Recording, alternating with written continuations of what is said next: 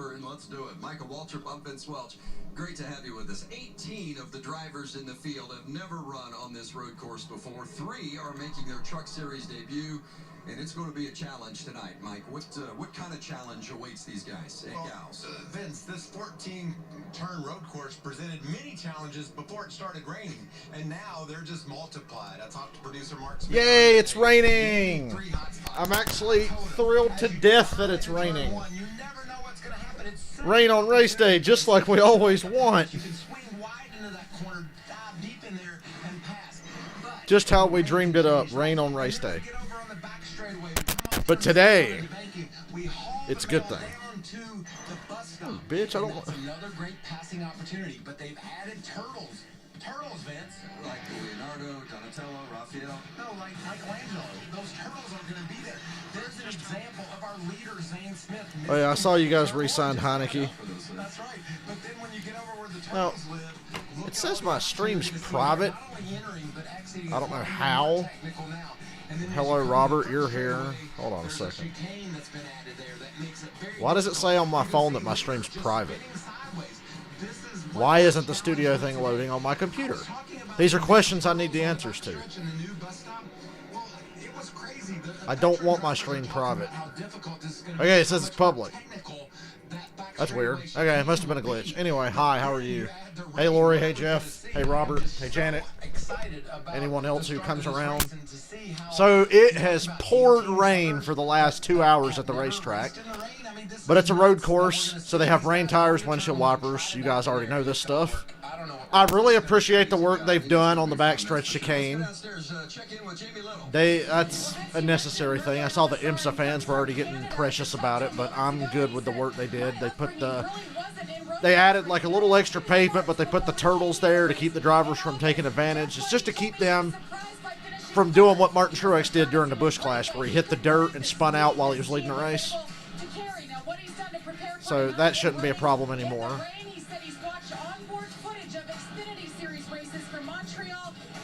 I bet it don't rain. I don't care if it rains or not, but the fact that it is raining for this race, I'm like, hey, that's kind of neat. I don't expect it to rain during the Cup race. We'd never get that lucky.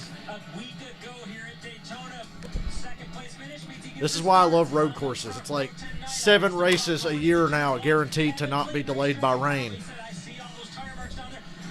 Unless it lightnings, but there's no lightning. It's just all rain right now. It's all rainstorms passing through Florida. No thunder, no lightning, no nothing. Just rain. And this track is soaked. I don't think it's actively raining right now. It might be drizzling. But the track is soaked. You can see it looking at it on television. They spent the pre-race clearing out the standing water. That's the only problem. If there's standing water, they can't really race through it. They learned that at Charlotte last fall. That race was a nightmare. Hey, Michael. Michael, did you already put my pick in? Because if you didn't, I might change it. But if you already put it in, I'm good with it. My original pick was Moffitt. But if you haven't put it in yet, I'd take Casgralla. But we'll go Moffitt. 7 if Moffitt wins. Okay. Better than nothing.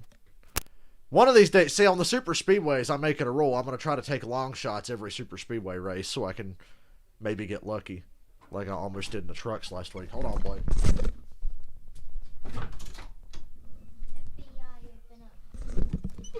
I figured Moffitt would be higher on the odds list. I thought Sheldon Creed, but let me guess, he's like the heavy favorite. I didn't look at the odds. I just went back and looked at how guys ran there last year. Then I didn't take account that it was going to rain and that they're going to be racing in the rain. I didn't consider that because I didn't think we'd get that lucky. But apparently, $1.50 if Deegan won. Yeah. You heard Haley Deegan on her radio last week during the truck race saying she couldn't understand. She was so confused that type of racing you have to be so smart to do. She thought it was just going to be easy. And it's like, oh my God, you are an airhead, woman. She thought super speedway racing was going to be easy and that it was all luck. But they say, oh my God, you have to be really smart to do this. It's like, no shit, woman. Well, honestly, whether it rains or not, I'm just glad that the races are going to happen on time this weekend. The Daytona 500 every year just is a nightmare now. Somebody almost dies, and the race happens like 8 hours after it's supposed to happen. Oh, this is a new WandaVision commercial? Oh, wait, never mind. It's a shitty sitcom on Fox. About cats. Creed's a 4-to-1 fat. That's what I thought. Anybody watch that Netflix show, The Crew? I haven't watched it yet, but I actually hear that The Crew on Netflix, that Kevin James NASCAR show, I heard it's actually good. I might watch it. Won't have time tonight because I got work tomorrow. Yay, I got work tomorrow. But whatever. I don't know when we have work, or I don't know why, but I was supposed to go work today, but it rained and couldn't paint outside. It rained late last night, and there was nothing to do with the indoor job for me, so I got to stay home. And I'm like, I'm really glad I forced myself to go to bed halfway normal. Didn't sleep worth the shit. I've been sleeping good all week until work gets involved, then I can't sleep anymore. But I slept really good all week. This is the final lap. Creed gets the advantage. Moffitt trying to switch back. Creed on the defense. Wow, this is just Moffitt's a better driver than Sheldon Creed. Come on. 2 years old in his second full-time season. Creed takes the checkered flag and wins on the Daytona road course. Excuse me. Back at Daytona, Oh, it's raining. That's awesome. So it's actively raining right now. It started raining again on the pace laps. So when the race starts, it's going to be pretty wet out there. From the track, it looks like the rain has stopped. Maybe just the slightest of sprinkle, but it has. Nah, it's fucking right. I don't know what Vince Welch is. Well, I only thought the rain had stopped. Oh, really? What was that? An aberration? Because they're not going to believe you. That spray is everywhere. You can see the stages are pretty. You need Creed or Eckes to win, and Sauter to beat Ankrum. I'm sure I'll forget that in the next 30 minutes, but I'll remember that you need Creed or Eckes to win. This is a great event. This is a lot of Xfinity race is not till 5 tomorrow. I'm fine with that. It's Saturday. I don't mind late start times on a Saturday. Daytona, Ben Rhodes, and alongside Rhodes will be Ryan Truex from the Nice Motorsports Group. His teammate Carson Hocevar in About the to. second row, along with John Hunter Nemechek, who a lot of people think could be the favorite, one of the favorites tonight. Yeah, and then, What were John Hunter Nemechek's odds, Michael? Go ahead and tell me so I can feel like I missed out. Because I was thinking Nemechek, but I didn't even bother to look at the odds. There you can see the young man out of Texas, Chandler Smith. Cody Robaugh. What's with the fucking pixels on Chandler Smith's 18 graphic they're showing on the screen? That's weird. Just checking their tacks to make sure they understand their speed. And they really need to bring back qualifying. Those are times. I'm good with no practice, but can we have qualifying? It's not fair to anyone. It's not fair to anybody starting outside the top 10 that we don't have qualifying. They need to bring back qualifying. Every race, qualifying. It ain't going to hurt nobody to go out there and qualify. Around and hit and put the wets on. It has been declared a wet racing condition, so the grooved tire. I wish I could say I was in a good mood, but I got work tomorrow. But I did take a nap this afternoon because I didn't sleep worth a shit last night. There you see Riley Herbst, driving the 17 alongside Tyler Ankrum. A lot of these drivers you're seeing here, Vince, can win this race. I don't care where you start. If you have the right strategy and the right truck under you, you can get to victory lane. Cody Robaugh just spun out on the pace lap. Cody Robaugh just spun on the pace lap. Track's wet. Oh my God, Norm Bidding's in the race because they didn't have qualifying, so they literally let everybody in the race. Let's hop aboard. How about those lights, the blinking lights in the back window? You can see it there in Sheldon Creed's onboard. Hey, Janet. Great view we're going to see of that young man. There is literally no reason for them to not qualify now. Onboard. And Fox says they want qualifying back. Fox has told NASCAR, we'd really like to have practice and qualifying back as much as possible. I think no qualifying is absolutely insulting. Half the field's fucked right off the bat, especially at like a road course like this. We can get a word with Ben. Hey, Ben Rhodes, it's Kentucky. Come in, Kentucky. You're breaking up on me a little bit there, TJ. I heard some standing water to the right side. Yeah, Ben was talking Right to us. side, getting into six. Still a lot of standing water there. See if we can get a Look quick at the break. ray tracing on those reflectors. Oh, never mind. It's not a video Hey, game. Ben Rhodes, it's a Fox booth. Do you copy, my friend? Hey, Michael, I got you. Well, this is going to be a fun night. Rain You ready race. for the challenge? In the trucks, this is probably going to be a disaster, isn't it? Yeah. There's a lot of idiots in this field. One of them starting on the pole. Blake. hopefully a clean truck. Guess what? You, me, and ODW. Herb's doing double duty. How many times is Herb's if it rains tomorrow and it continues to rain tonight, how many times is Herb's going to spin out? Place your bets. Good night, buddy. Thanks, man. I love it. Back downstairs, one more quick hit from our pit reporters. Remember, kids, our money is on Brett Moffitt. Watching old IndyCar race from 08 today. Wow. I like the idea of watching old races, but I never go back and do it. You know what I usually do? The only time I turn on an old race, if I'm playing a NASCAR video game, I will turn an old race on like my computer or my phone and sit there and listen to it while I play a race. I played NASCAR Heat today for the first time in a while. I've been too busy playing GTA 5 because, oh boy, I want to stream GTA 5 soon because I got a really cool mod for it, but I got to figure out if my OBS and my computer can handle it if I dumb down the settings. I've obviously got to turn the graphical settings like down to even have a chance, but I really want to stream the Chaos mod in GTA 5. I got to do that soon. It's so fun. It's so stupid.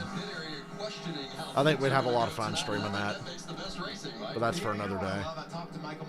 Because we're watching a race, and I got work tomorrow, and another race tomorrow, and then a race on Sunday. You remember the dirt on the bus stop on the back and the car spinning?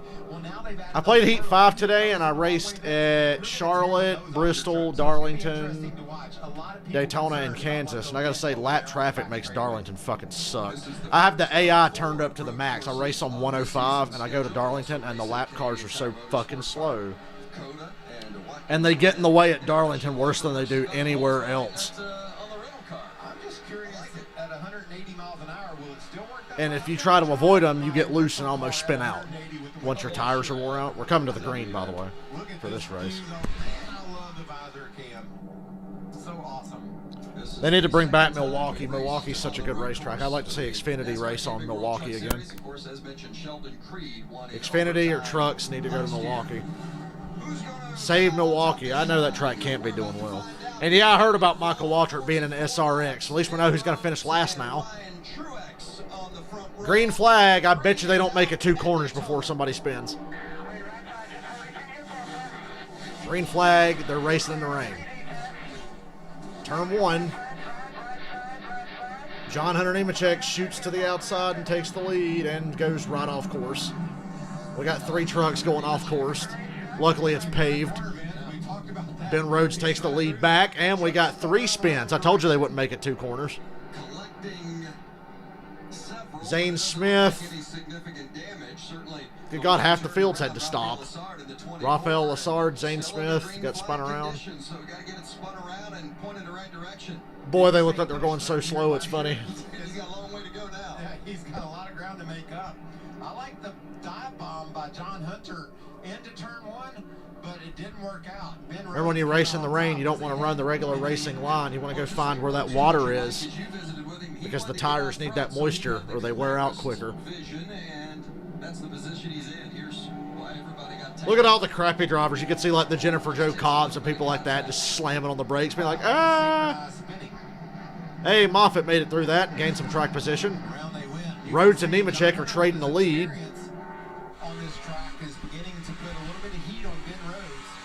Here comes Nemechek for the lead. He got a better run onto the banking. I guess now's a good time to remind you that stage racing is stupid on a road course.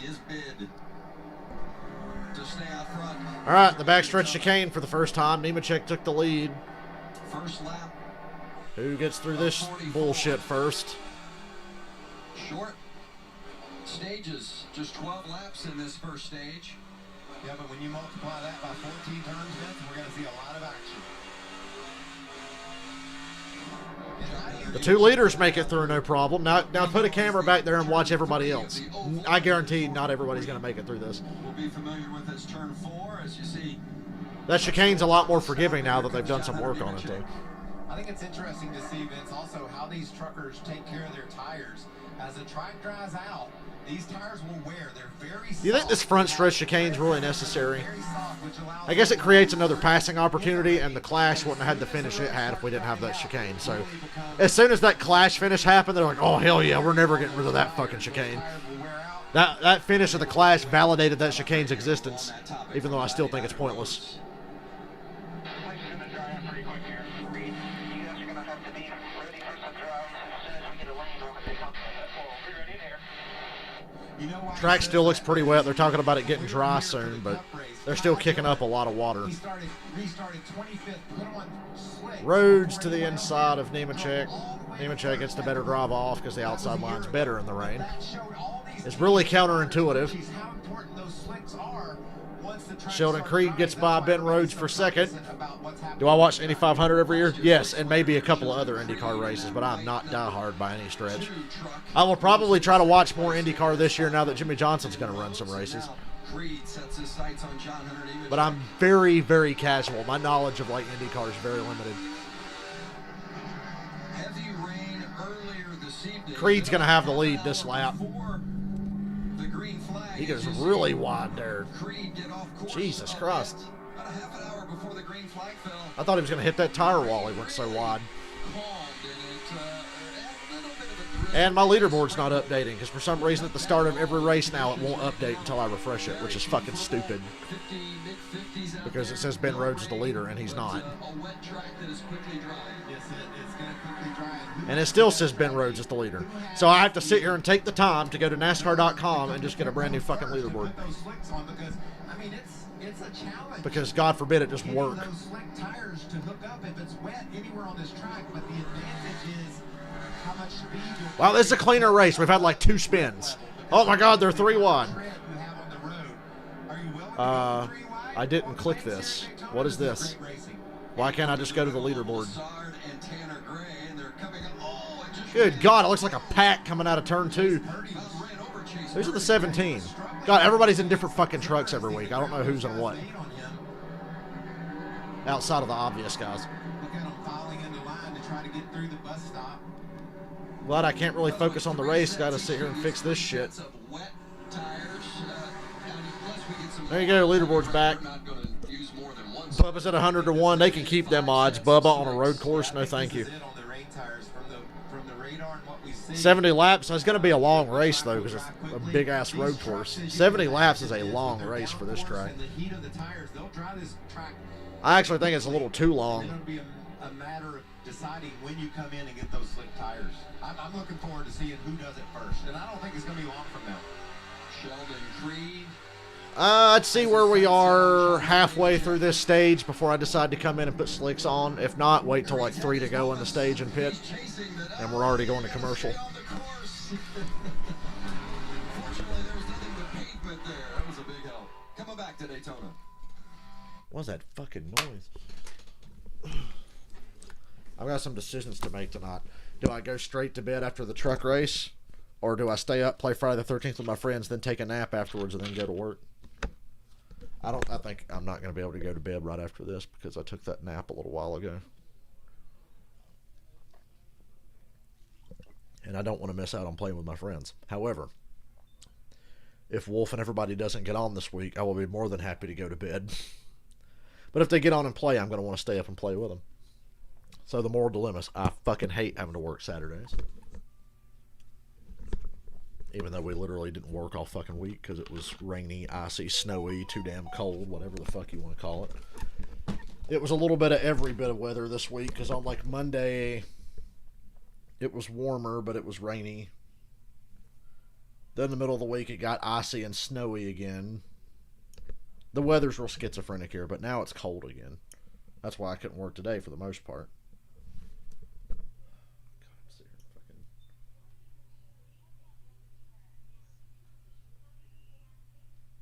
Hold on a minute.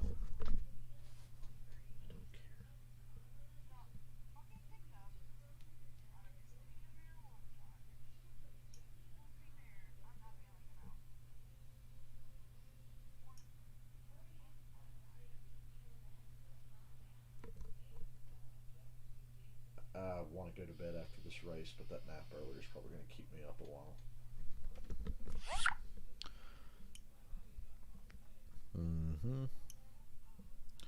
You know what really sucks about no practice, no qualifying? It makes picking the races really fucking difficult. There's no practice, there's no qualifying. I don't know who brought a good car. I don't know who's going to fucking run good. And we have literally nothing to talk about because there was nothing all week. And then, oh, it's time for the race. There was like no practice, no qualifying, literally nothing to talk about. Sauter gained 11 spots. That wouldn't have to do with that big fucking mess in turn 1 on the first lap, would it?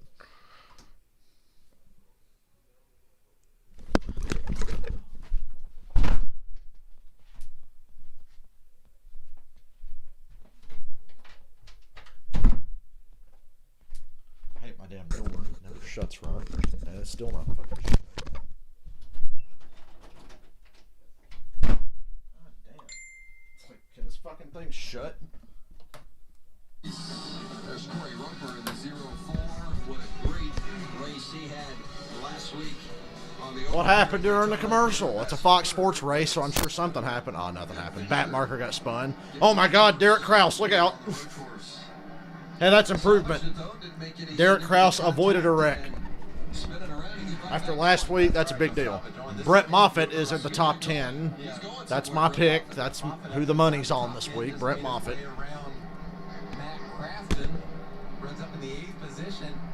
There's several guys that started outside the top. There's no more real heavy rain expected. There might be a pop-up shower.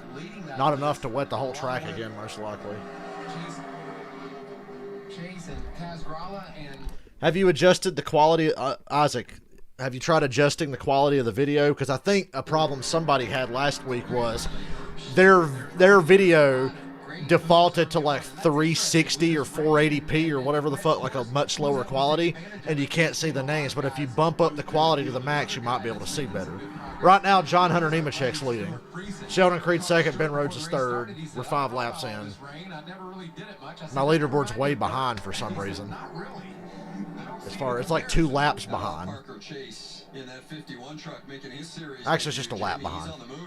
Yeah, a new name for us in this series. Started 22nd. He's already up to 10. Driving for Kyle Busch Motorsports. He and Kyle were so John Hunter Nemechek's leading. 24 in 2020. They were in the GTE class. So here he is getting a shot. But if you can't see the words, people, go to the settings on the little YouTube video player and bump up the quality, and it should look fine. Unless you just got bad eyes, which is just totally plausible because I've got bad eyes. But that one dude last week was tripping. You doing this on purpose? No, bitch. Your internet just sucks. Deegan's 35th. Deegan just needs to keep that thing in one piece, dude. It's a wet racetrack. She sucks. She's never has she ever run a road course of any kind? Do they run road courses in K&N or whatever? Or ARCA? I doubt Deegan has much road course experience, and it's a wet track, so. She back there slumming it with Norm Benning and Jennifer Jo Cobb. And that's what these drivers are going to be looking for right now while trying to maintain pace. At least she ain't got to worry about getting lapped here. As fast as they can. They're going to be looking for water. Hey, John Hunter Nemechek, remember his one road course win where he fucking killed Cole Custer at Canadian Tire? Dude, I was so mad that day. Janet, I was at your house watching that race. It was on Labor Day weekend a few years ago. It was the last lap of the truck race on the road course, and John Hunter just killed Cole Custer for the win. There's still plenty of moisture on the track. There's a good look at that 38 truck of Todd Gilliland up into the 12th position, and Gilliland started 32nd. He's up 20 spots. Isn't that fun? That's what I love about racing in the rain. If you've got a knack for it. If you've got oh, yeah. I watched that damn Sonoma race. Yeah, that was a K&N race. I watched that race. I remember her. She won the pole there. Deegan, didn't she win the pole at Sonoma? Crafton slipping back now into the 12th spot.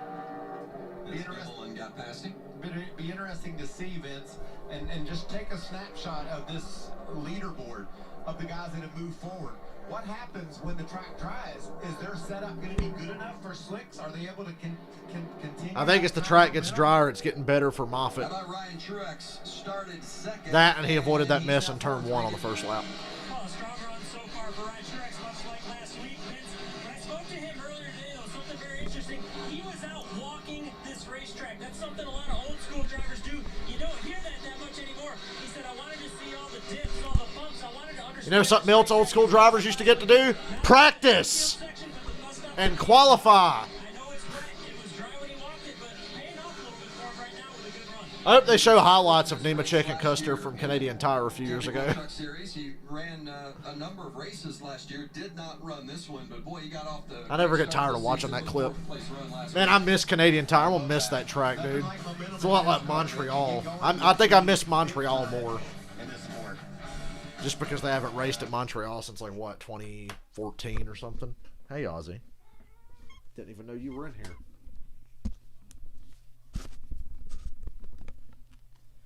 This cat's snap. I just felt something brush against my leg. I was like, Jesus Christ. And it was my cat. He was hiding under the bed behind me.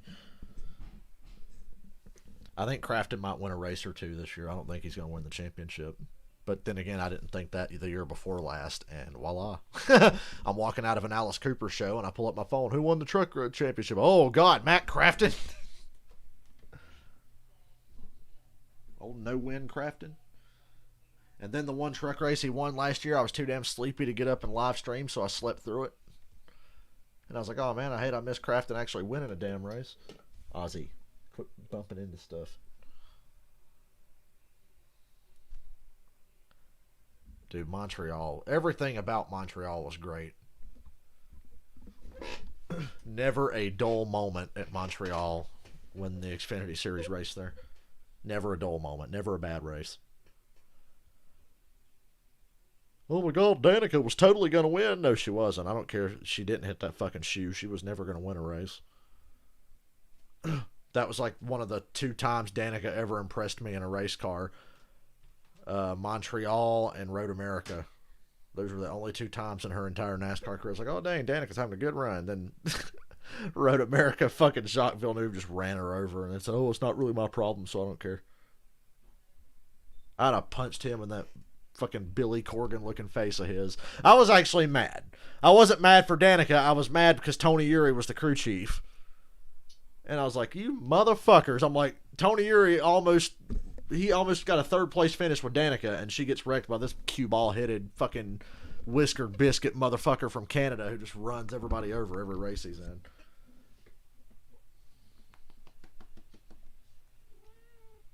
Take a dumbass open wheel guy who doesn't know shit about like heavy stock cars. He thinks, oh, I can just run into people in these motherfuckers. Bam! Oh yeah, Danica won at Twin Ring Motegi on fuel mileage. In a race that really didn't count. Or something like that. I can't remember. But I know it really wasn't that big of a win. God, they wanted her to win a NASCAR so bad and she was never going to fucking come close. Camping World Truck Series from the Daytona Road Course here on FS1, presented by Blue Emu. Ozzy! You know when you're going to need some Blue Emu, Vince? When you make rights and lefts and shifts. I figure now... Next pit stop, you put slick tires on. Halfway through stage 1, everybody's just creeping along. We see flash in the back. We have windshield wipers, defoggers, and rain tires, and drones, and just crazy action. These guys are really challenged right now with handling this road course as the pavement begins to dry out. Riding with Sheldon Creed, and that's the leader, Got sugar in it. Up ahead. I would love to eat that, but I can't anymore. It's got sugar in it. I just had to turn down cookie dough for the first time in my life, y'all. Because I don't eat sugar anymore. And Blake came in here with some sugar cookie dough on a thing. He said, you want this? You want some of this? And I'm like, no. It smells so good. I can smell it. That's an unfortunate last name, Stinkowitz. Do our service and then get back out and get some stage points. But what are they thinking about tires when they come in? This is on the radio.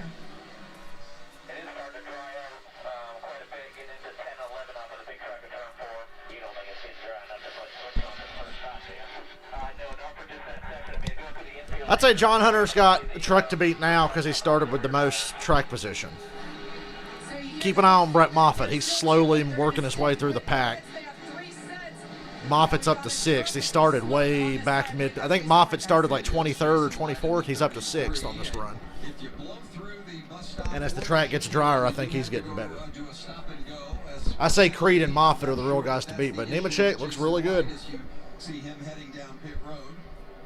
But just as a reminder, if you do see one of the trucks miss a turn through the bus stop of the chicane, the penalty is a stop and go, and they'll pull right over to the next open space, and they'll make that stop and go penalty themselves. I think it's interesting to see what these teams. On my birthday, I'm going to have one sugar thing. I will eat some cake or that Hershey chocolate pie thing that I love so much. I will eat something. Yeah, right now they're on rain tires, but the track is drying up. And next pit stop, everybody sounds like they're going to switch to slicks. It's amazing how fast road courses dry. 17 just drove off track. Oh, yeah, Riley Herbst. That's who's in 17. Drove straight off the course. So much talent there, ladies and gentlemen. Nemechek's got the lead, but he's not far ahead of Creed and Rhodes. Well, he hopes to get all that out of his system, so tomorrow it is good. As you watch John Hunter Nemechek and the 04 of Corey Roper, who almost won last week. Yes, you heard that correct. Everybody's still on rain tires, but I got a feeling in the next lap or so. Okay, just park it right there in the middle of the damn racetrack, bro. Caution's out. All he did was spin out, and that thing's not starting. Full course yellow. With 4 to go in stage 1. Just park it right there, bro. That's like that time Jeremy Mayfield got spun out at Sonoma, right at the top of the hill. And he's like backing onto the racetrack. Which brings me to my next point. Don't smoke meth. Lighten them up using those brakes here at Daytona. It's NASCAR on a road course at night in the rain. Dude, I'm ready for this race to get over with, honestly, because I'm going to go back and play more GTA 5 with that Chaos mod. I've got to figure out how to stream that for you guys, because it'll be so funny for anybody who watches my other shit. Most of my channel now is just like NASCAR people. But I promise that whenever I decide to figure out how to stream GTA 5 without it making it run like shit, I'm going to stream GTA 5 Chaos mod, and it's going to be funny. And if you don't watch, you're going to be missing out. I was inspired. One of my favorite YouTubers, Vash, he posted a video with the Chaos mod. I said, that's it. I need to get mods for GTA. I don't know why I hadn't done mods for GTA till 2 nights ago. But I got it, and it's been hysterical. I figure a lot of people here play GTA. And GTA 5 is not like the biggest fucking video game in the world, so imagine most people here have played it or actively play it. If you got the PC version, get the Chaos mod. It's so worth it. You will have so much fun. It just completely breaks the game and sometimes makes it unplayable, but that's the funny thing. You never know what's going to happen. Well, I've got an Xbox. I just have to get GTA for it, but they won't let me transfer my character over, so I don't want to start over again. I have not transferred my character to PC yet because I've got no interest in playing GTA Online on PC because it's just ruined by hackers, and it's really dangerous because your private information is basically... Rockstar doesn't give a fuck, so they don't do anything to protect the player base. And bad things happen when you play GTA Online on PC in public lobbies. So when I play GTA Online, it's strictly PS5, PS4. I'm on a PS5 playing with PS4 people. But the PC version I just use for mods now. And I'm working on beating the game with the Chaos mod turned on, and it's fucking great. Every mission takes like 5 times longer than it should, depending on what kind of effects you get. And yeah, I need an Elgato. I need something to record with. I can make GTA work with OBS going at the same time. I just got to turn the settings down. It'll still look good. It'll still be watchable. I don't care if it only runs at 30. Frame rate's nice, but I can deal with 30 frames a second for the sake of being able to stream it. Biggest problem I have when I streamed Batman Arkham City, and the game would run great for me, but on OBS it would be moving at like 10 frames a second or worse. It was like horrible until I dumbed down the graphical settings to a point where it would run pretty consistently. So I can do the same for GTA 5. GTA 5 is fucking 8 years old, and I'm on basically a computer I bought in the last year. At noon Eastern, 9 Pacific on Fox. Corey Roper had come to a stop in turn 3. Corey Roper still ain't got going. They've got the truck out there to push him. Good God, all he did was spin out. Has been in command of this one ever since I can't figure out what could have happened there. John Hunter has now gone into I imagine pit road's open this time. lead as far as the most laps led on a road course by any of the active drivers here in the Camping World Truck Series. Do you see a lot of John Hunter in the lead this season? Do you feel like that's maybe a John Hunter Nemechek will win at least 6 races this year. You want to bet on it? Season progresses? Yeah, you can see here, this is just experience and knowledge, and the spotters are all calling down to their drivers. Dude, it's only been 5 days since the Daytona 500, and I was already starting to miss racing. I was like, come on, I want to watch another fucking race, man. Even though the pace is reduced, they want to try to keep them as cool as they possibly Yeah, he might have blown up or something. Sheldon Creed, nice job. Looked to me like he just spun out and sat there. Something really obviously was wrong, but that's just a weird one. Vince, as we watch this 21 season unfold, anytime it's going to mean experience or maybe tire preservation, just anything that plays into the hands of a guy that's been there, done that, he's seen it all. He's been up front, he's led races, he's won races.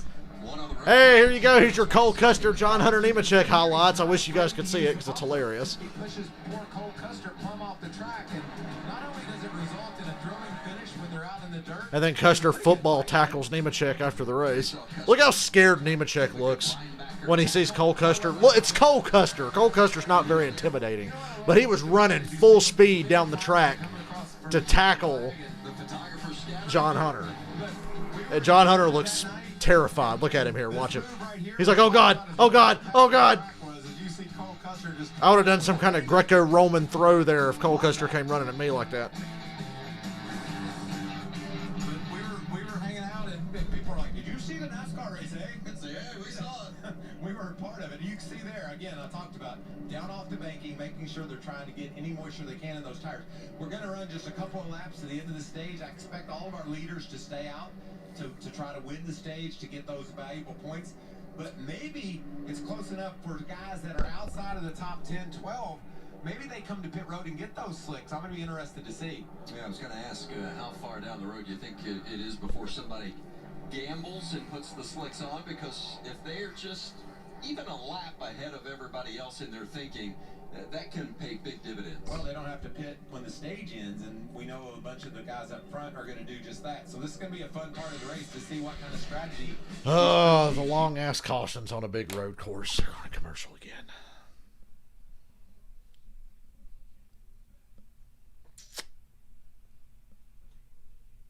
Seriously, can this race hurry up? I want to play more Chaos Mob before it's time to play Friday the 13th. Oh, why am I working on Saturday? I don't know what the fuck we're doing tomorrow.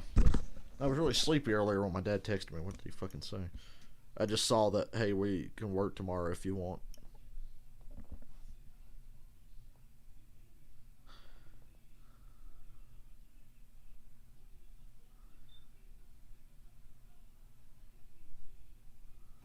I don't want to go to fucking Lake James tomorrow. Why can't I go to that other job?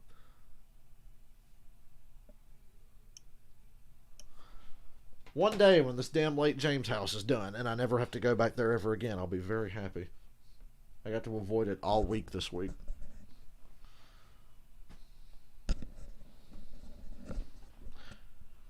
Okay, I don't know what commercial this is, but the list of side effects at the bottom of the screen are terrifying for whatever medicine that is. It was like, side effects, anal cancer. Like, okay.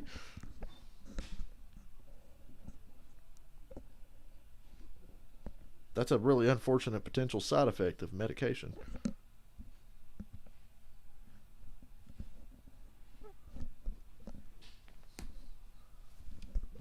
think I'll pass on that one.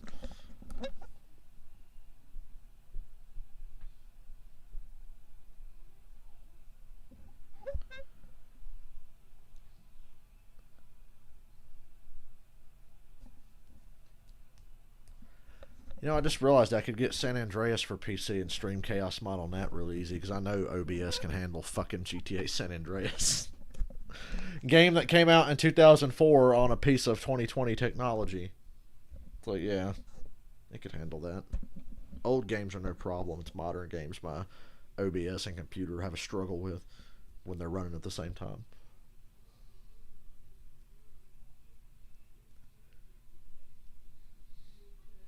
But God, I want to stream that Chaos mod so bad. I'll have to do a test stream, like set it to where only I can see it, and work on the settings and see how it looks and how it runs. Still under caution. Truck Series racing on the road course at Daytona. Wow, it's going to be a one-lap shootout on a road course for a stage. Ooh, boy. Stage racing is so good. Because we're going to run one lap and then be right back under caution again for another 30 minutes. The wets, but hearing maybe a team or two has tried the slicks, but man, that's going to be a dangerous call this early. And some guys just took gas Vince, and I think that's a call. Well, the good news is these cautions take about 45 fucking minutes, so by the time one caution's done, the track should be dry. Todd Gilliland. I want to see this. I want to take a chance, especially if I'm not one of the guys that is setting the pace of this race. Put slicks on. I like that paint scheme. Eagle slick tires going on the 38 truck. We gotta put an ISO camera on this guy. ISO's inside. So Gilliland's on slicks. He pitted. Gilliland had a great charge through the field as well, but obviously he believes I think this will pay off. You only got to run one lap on a wet track, and then we're under caution for another hour. Because stage racing is so good, right? Thanks for sure, Vince. In the infield, he can control it. He can just go easy and stay off lines. The thing that he has to be concerned about is the banking. How much gas to put down, how fast to go on this track that's pretty damp. As you can see, all the water coming off of that truck.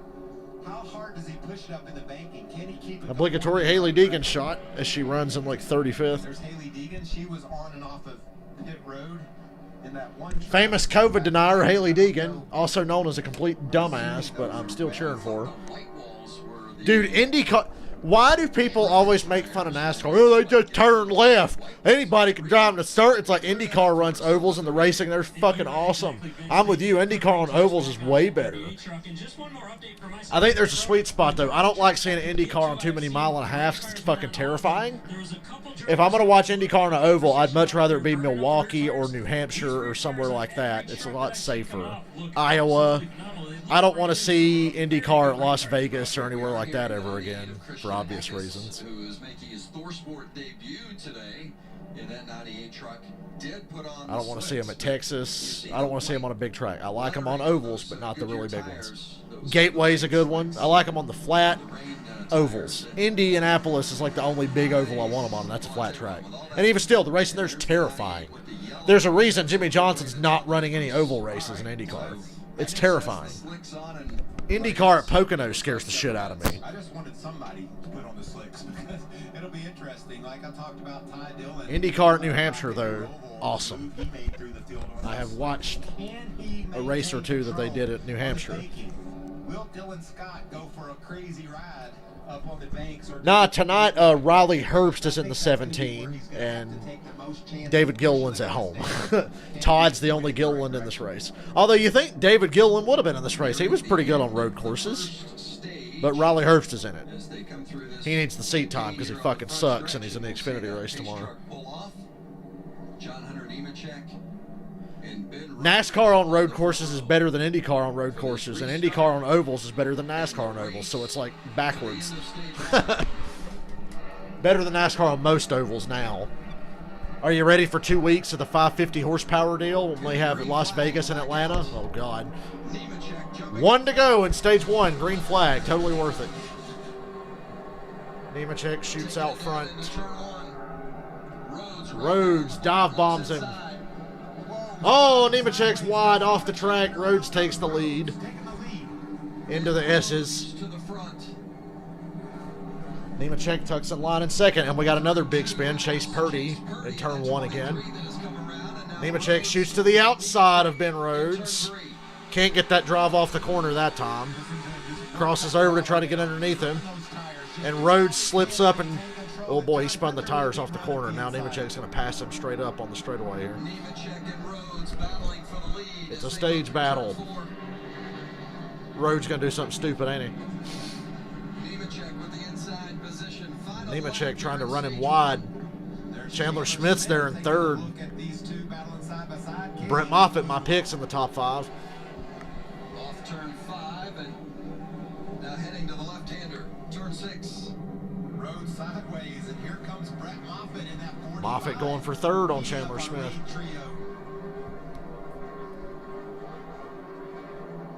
I think Nemechek's going to pull away and win the stage now. He got a great run onto the banking out of the infield. He's pulled away from Rhodes. The 3 trucks off track. I don't know who's in it. It's not Jordan Anderson this week. Jordan Anderson almost won me $50 goddamn last week. Headed to the bus stop.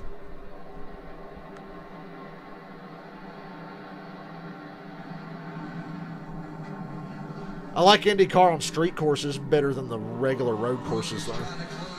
I think that's just like a visual thing, though. Street racing in any form of racing is cool. That's why I hope NASCAR gets on a street course one of these days. Can you do the same as we come to the chicane on the front straightaway? He's within striking distance. We saw that the other night. It's Iowa, Texas, Indianapolis, and what's the other oval DFS? Is it Gateway? Gateway, Iowa, Indianapolis, and Texas, right? Ah, Rhodes sideways out of the last chicane. John Hunter Nemechek wins stage 1. 2 stage wins this year already. There is exactly why Kyle Busch put John Hunter behind the wheel of his Kyle Busch finally decided to start hiring talented people again. Any conditions, this kid will excel, and that's a great stage win here at Daytona. So they're going to go to commercial as soon as the leader crosses the line. Don't you want to show the rest of the top 10 cross for the stage? Because anybody could spin out coming through that last chicane. But whatever, Fox. You get your commercials in. Have your commercials. You do you. Going through an adjustment this week. I'm getting used to streaming a normal race because we all know super speedways are bullshit and clusterfucks, but they're really exciting. So now that I'm watching like a regular ass race, I'm having to adjust to stuff not happening the entire time. Although I guess the Daytona 500 got me ready for races where absolutely nothing happens. Doom, I can go ahead and tell you, stages ain't going nowhere. They will never get rid of those. TV loves them. NASCAR themselves, I don't think the drivers give a shit about it, but TV loves it, so they're here to stay. And I admit, the only time I enjoy stages is when I'm at the racetrack and can run down and go take a piss. Because you have plenty of time when you're at the racetrack. It's like, all right, stage in. And as soon as they come off pit road after pit stops, I'm like, all right, I'm going to run take a piss. I'll be right back. And I can run down there, go to the bathroom, come back, and be ready for the restart. That's the only time I like stages. And at the 600 at Charlotte, it's really nice. Because that's a long race. I don't think I'm going to the 600 this year. I told you guys last week, I've got tickets to Darlington. And I want to go to Bristol in the fall, in September. And then I want to go to the Roval at Charlotte. I might go to the 600. I can see myself, if it's still possible to get tickets right before the race, I could see myself the week of the 600 saying, fuck it, let's go, and then go into it. But as of now, I'm only going to 3 races this year. Usually go to 2 or 3. But I'm switching it up. I don't want to go to fucking the 600 because the 600 sucks because the package sucks and the cars are terrible. Charlotte Motor Speedway is a great racetrack. Hopefully the next gen car will show that again, just how good Charlotte actually is. So I'll just go to Darlington, Bristol, and the Charlotte Road Course instead. That's my plans. And if my cruise happens, unfortunately, I won't be here for Martinsville in the playoffs. I hate that. Used to, the KISS cruise would fall on Texas race weekend. I'm like, fuck it, I'll go. I don't give a shit about Texas. Who wants to watch 500 miles of Texas? So I had no problem missing that, but now my cruise is falling on Martinsville, the final elimination race before the championship race, and I won't be here to stream it, God willing. Zane Smith's he got spun out on lap 1. So that's why he's running in the back. So yeah, he's not having a good race so far. It's early though. Hey guys, guess what? It's another 3 o'clock start time, but at least rain doesn't matter on a road course.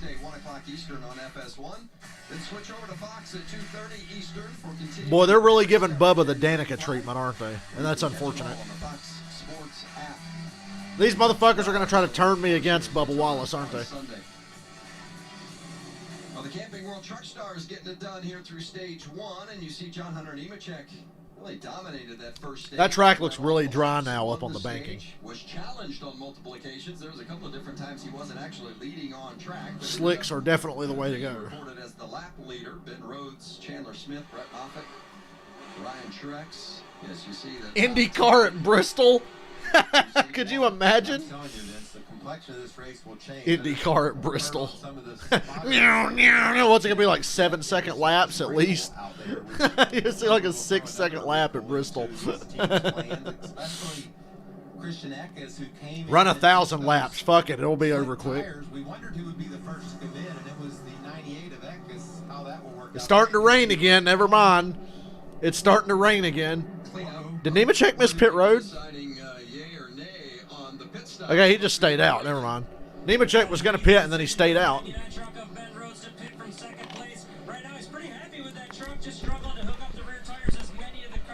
Told you we'd be under caution for like half an hour.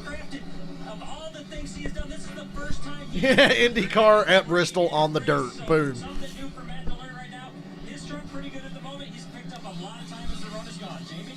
Chandler Smith in the 18. He has Danny Stockman on top of the box this year. Full time, it was fuel only. Danny telling him, save me some fuel here. We'll keep these tires on with the rain coming. They just didn't want to take a risk.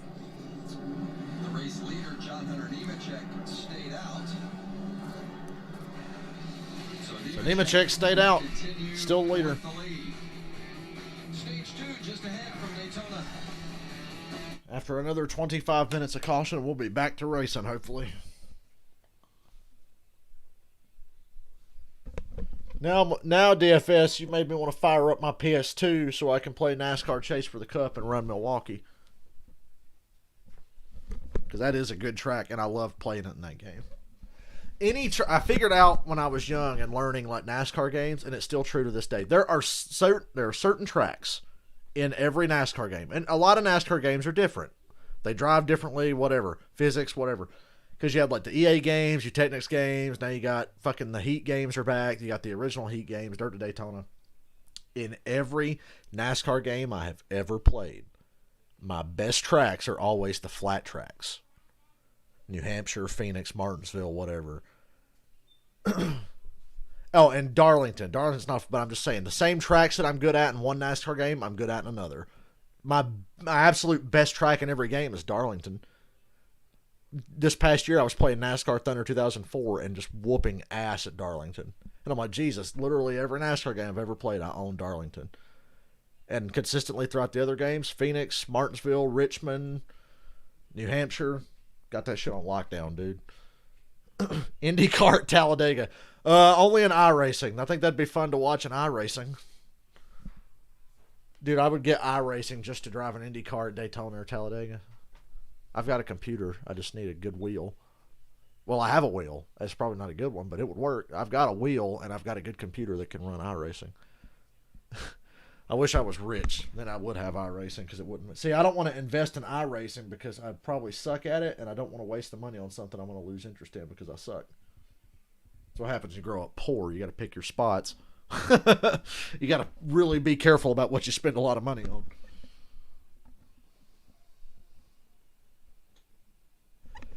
I'm not good with custom setups either, so I just steal them offline.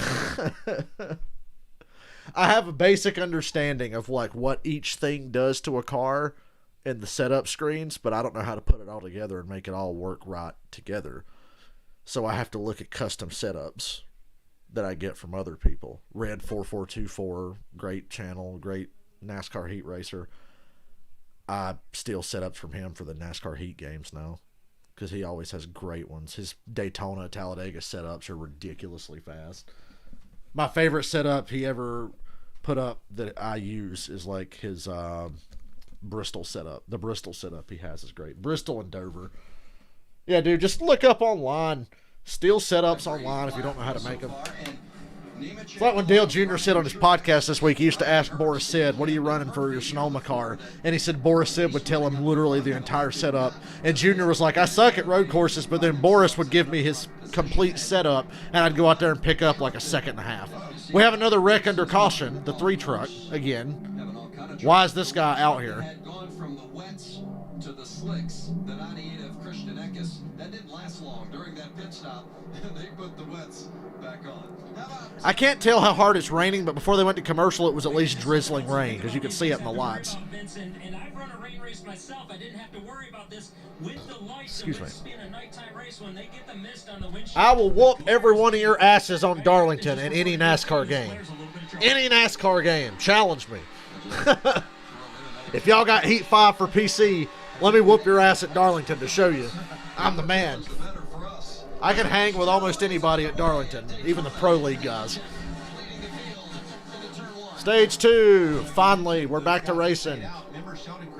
Who's going to wreck in turn 1 this time? Every restart we've had spins in turn 1. Still a damp racetrack with a little bit of rain coming down. Nemechek's got the lead. Creed second. Rafael Lessard third. Good to see Ryan Truex running well. There's a racist pill-popping wife beater in fourth or fifth, and he's dive bombing for the spot. It's Austin Wayne Self. To the slicks, and now with more precipitation. It's a shame you probably can't flip upside down on the road course layout, because I wish he would. Making their way through this 14-turn, 3.61 miles. I think now, modern NASCAR, John Hunter everybody's good at road courses. field down through turn 5. Because it's stupid, that old school mindset that they had back in, and they had this mindset in the 80s and 90s of, I ain't worried about road courses. We only run 2 a year. I don't care. I'm not going to work on getting good at road courses. And then like fucking Jeff Gordon and Tony Stewart come along, and it's like, motherfucker, you better be good at road courses because these dudes are going to win every damn one, and those races count. By the way, Sheldon Creed's about to take the lead here. He's to the inside of Nemechek coming onto the bank and out of the infield, and Sheldon Creed has the lead. It's an opportunity. You can't pass up any opportunity to win a race. So then a few guys started saying, all right, I'm going to match Tony Stewart and Jeff Gordon. I'm going to get good at this. Rusty Wallace was always good at it. Mark Martin was good at it. Dale Earnhardt always ran well on road courses. He only won once, but Dale Earnhardt's average road course finish was like 4th. So Dale Earnhardt was actually a really good road driver. He just didn't win much. He should have won Riverside, got screwed out of that race, and then he won Sonoma in 95. But Dale Earnhardt averaged like 4th place on a road course. And oh yeah, he won 6 championships. Well, 7, but he won 6 at RCR, racing at fucking Riverside, Sonoma, and Watkins Glen. So you think Earnhardt was going to pass up a chance to gain points or win a race? But old NASCAR drivers used to be like, oh, I don't care about road courses. Some drivers would take them off and they'd put somebody else in their car to run the road races. There was a few years where Kyle Petty didn't run the road races. They would put like, who was it they put in that 42 car? I can't even remember. The name's on the tip of my tongue. I've seen Kyle Petty skip road courses back in like the 90s. How relaxed it must be for roads and that 99. You'd have to go down to like 25th place in Cup to find somebody who you can't say they're good on a road course now. Ooh. Timothy Peters just got run into by Ben Rhodes, I think. No, it was Ben Rhodes. They're battling for, what, 15th or something? Because Rhodes pitted under that caution. That's why he's further back. Yeah, Chase Elliott's the fucking man now. Chase Elliott and Martin Truex Jr. Other guys, there's a list of guys, you're like, yeah, they're good at road courses. But I think Chase and Martin Truex Jr. separate themselves from everybody else. After that, it's like Kevin Harvick. Jimmy Johnson, even in his crappy years, was still good on road courses, even though he only won 1. He was a lot like Dale Earnhardt. He won 1 road course, but he actually was usually good at all of them. Denny Hamlin's really good at road courses, but he doesn't get talked about a lot. Running on dirt to running on the slick track in the wets. Did he go along with that theory or not? Sunday, I feel like it's just a race between Elliott and Truex. Maybe in the mud, not dirt, but he's done a nice job. Started deep in the field, been able to be competitive. Currently in the 13th position. So a nice run so far for this 52 truck. Fox did a terrible job at showing who pitted and who stayed out, by the way. All I know is that Nemechek stayed out. I think Creed stayed out too. Everybody else, I don't know. I imagine Austin Wayne Self, Zane Smith, and Lessard stayed out as well. But Fox did a terrible job at showing who pitted and who didn't. Tanner Gray's around. Gets it going, though.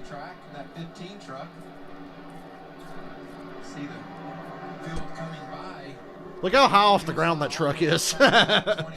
because he's not up to speed. Let's see what happens as he comes down into the bus stop. Oh, is it going to be contact? The bus stop. Yes, it was. The bus stop. We've talked about Oh, wow. What a surprise. Johnny Sauter and somebody ran into each other. I really don't like Johnny Sauter. Dude's a whiny bitch. Around he went. Press F in the chat if you think Johnny Sauter's a whiny Great bitch. shots of the guys entering that tough part of this racetrack. Sauter said, I'm going to need a little space, bro. Yeah, Johnny Sauter just drove like that dude, like Tanner Gray wasn't even there. The world famous course. And he almost took out Moffitt. You bastard, you almost cost me $7. There was a time where that road course, it was run on public roads, and when it was open to the public in the non-racing season, there was literally a bus stop in that position of the racetrack, and therefore they... Yeah, Tony Stewart ran the Indy 500 and the Coke 600 on the same day. You raced it, Spot. Robbie Gordon did that as well, Fact that if I'm not mistaken. ran a Ferrari, it's Robbie Gordon, Kurt Busch, Tony Stewart. Who else? There are plenty of people believing that. Good God, the leader almost got wrecked by that damn 3 truck. They're not even talking about it. Whoever's in the 3 truck just ran into the leader, Sheldon Creed. He's got damage on his left side from a lap truck. The same lap truck that's wrecked like 30 times. Look at this. Bobby Roos, that's how you say his name. And Bobby Roos just drives literally right into him. Wow. Great awareness there by Bobby Roos or whatever his name is. Wonder what Sheldon Creed's thinking right here. Yeah, he had to be really surprised when this happened. Left plenty of room. I'd have been mad as fuck. Disastrous for Sheldon Creed. Creed kept the lead. He's still ahead of Nemechek. Mike as he left that corner because I'm sure he had some choice words to say for the mac and cheese driver. Well, here it is. Did we mute it? Ready just in case, guys. I'm pretty just pilot on the left side. Everything feel okay? Yeah, I mean, so far so good. I think you got me in front of the tire. Isn't that just like Sheldon Creed? Just, yeah, you got me in front of the tire. Everything's fine. I really like that combination of Sheldon Creed and crew chief. Oh, I love IRP. That's another damn racetrack I miss. Phenomenal. And just a really nice. At least we get NASCAR. We get NASCAR on the Indy road course now. Support at GMS, and all the pieces are in place to defend their championship. I enjoyed racing Indianapolis on NASCAR Heat 5 with the trucks. For the visual alone of trucks racing in Indianapolis. Indianapolis is so fun to drive in NASCAR games, but in real life it fucking sucks. Why is that? But seriously, in the video game I always loved racing it. That's another track because it's flat. I was always good at like Pocono and Indy as well in NASCAR games. The tracks I struggled at were always the ones where it's like more about speed and they can just make the AI faster than you no matter what, and you get a lot of that in the Heat games. Like you race at like Kentucky and the AI is just always going to be faster no matter what because your car is going to be a top pile of shit. NASCAR Heat 5, it doesn't matter how, and it applies to Heat 4 as well. Heat 4 and 5, it doesn't matter how much wedge you take out of your setup. Your car is going to be tight until the tires wear out. You're not going to be able to turn worth a fuck until your tires wear out about 9 or 10 laps into a run. I raced Kansas today and I just hugged the outside wall and ran like shit for 8 laps, and then that fucker came in and I flew around everybody. I started like 20th or something, and I rode 20th for about 8 to 10 laps, and when that fucker came in, I was flying. Matt Kenseth's another guy. You know, everybody always gave Dale Jr. shit about road courses. I'm like, Dale Jr. was better on road courses than Matt Kenseth was. They were about the same. But yeah, Kenseth never really embraced road racing, I don't think. Some guys just don't get it at certain tracks. Remember how bad Carl Edwards was at Martinsville? Carl Edwards fucking sucked at Martinsville. Didn't Ken Schrader or somebody call him Kirby? Because he always hit the curb at Martinsville. He couldn't stay off it. Certain tracks, just some guys can't figure out. Certain styles of racing, some guys. Like Kyle Busch in super speedway racing. He fucking hates it. He's got the car to run good. Hell, he ran good Sunday at Daytona, but he's never like an actual threat to win the race. He always gets fucking schooled by like Keselowski or Stenhouse. That time Stenhouse smoked him at Talladega. We're going to a real racetrack next week. Yeah, sure, Kyle.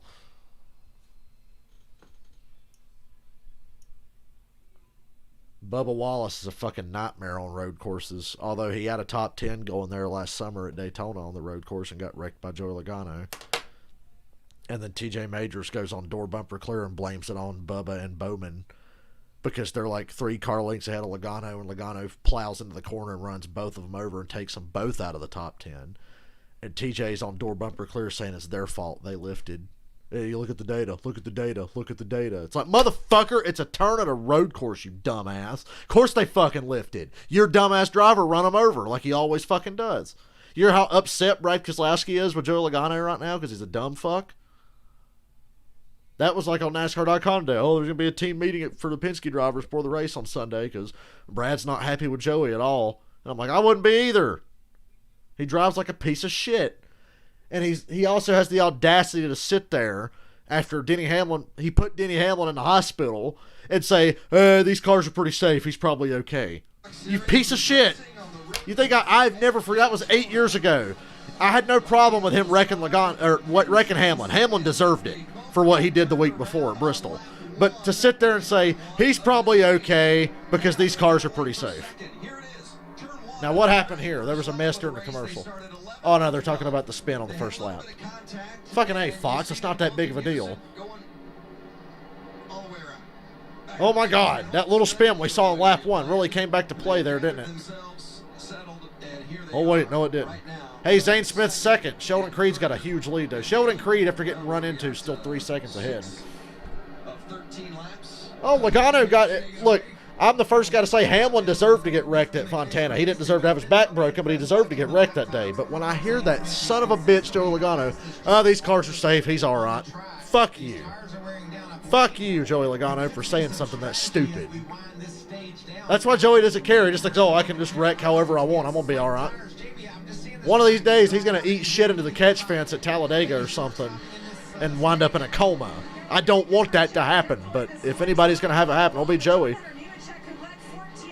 He causes a wreck every other super speedway race, it seems. They're getting ready right now, Michael. They come here in about 2 laps. I like it. I like it a lot. We got to mix it up. He's a common denominator in a lot of clusterfucks on super speedways, such as Sunday night. And get an advantage on the competition. We don't see any more mist or water coming up off these trucks. I think it's time to pit. Not much to talk about. They're really spread out. Creed's got a 3-second lead. Lassard and Zane Smith are trading second place. Nemechek's in 4th. Working his way. Nemechek and Moffitt working their way back to the front. Nemechek's all the way up to 4th. Moffitt's like 11th. And right behind Gralla is Austin Wayne Self. He's having a nice run. 6th place, Mike. Nice run for Austin Wayne Self looks like one of them little hick dudes I'd have beat the shit out of in high school. terrible weather down there. Good to be able to Nobody would miss Logano. Just you got a point. thinking about him as It's cruel to say, but nobody would miss Joey Logano. Marcus Lemonis, the CEO of Camping World. And I'm tired of Brad Keselowski getting lumped in with him because Brad did some stupid shit like 10 years ago. He gets lumped in with Joey Logano. Fuck everybody who talks shit about Keselowski. Does not do anything wrong now. Keselowski is so mature in how he approaches these races. Keselowski is so smart and races the right way. He made a lot of mistakes when he was young, and he deserved to catch shit for it. But for the last 4 or 5 years, Brad's been like a model citizen. But he gets lumped in with Logano. It's like, no, Logano's it's not Logano and Keselowski. It's Logano. Keselowski's been good for about 4 or 5 years. that looks a lot like slicks to me. We see the white lettering. Keselowski's in that fucking Matt Kenseth tier of like, yeah, he's solid. He gets it. Doesn't do anything stupid. Minds his own business, stays out of trouble now. For a long time, that wasn't the case, though. So Brad's got a reputation. The reason I've always liked Brad is because I know he's not like Joey. Hey, Moffitt's up tonight. This is my weekly anti-Joey Logano tirade, and he's not even in this race. Ryan Truex on pit road. Gas only. Interesting, they jack up the left side just to get the gas in faster. Obviously, the higher it is and the gas tank being up higher, they get more in. I feel like I've barely paid attention to this race because there's no point in paying attention until we know how they're going to line up for stage 3 because all these clusterfuck strategies have thrown the running order off out of whack. So it really doesn't matter what happens until stage 3. That's another problem with stages on a road course now. The first 2 stages are fucking irrelevant. It does not matter a damn bit what happens in the first 2 stages of the road course, because you can't figure out who's running what strategy and who's actually running where and who's actually good. Other than we can tell that Creed, Nemechek, and Moffat are good. That's all we know. But until we know where everybody's going to line up for stage 3, it does not fucking matter what happens. Why does Jennifer Jo Cobb try run? I don't know. This bitch has been doing this for 12 years now in trucks. And I tell you what, this has been an interesting story right here. Parker Chase. God, Parker Chase looks terrifying. Nice eyebrows, bro. This is his Truck Series debut, and he is back up into the 10th spot. He's done a real nice job for Kyle Busch in his series debut tonight, and yeah, he competes in himself full time. So he's like I said earlier, Fox did a terrible job at showing who's on what strategy, so I don't know who's about to pit and who isn't. really done a nice job. Figure Creed and Nemechek will pit soon, because they didn't pit at the end of the stage. I know that much. Sheldon Creed, your leader. Stage 2. Oh my God, they're going side by side. They're going to keep on trucking. I hate when he says that. At least he didn't say it this time.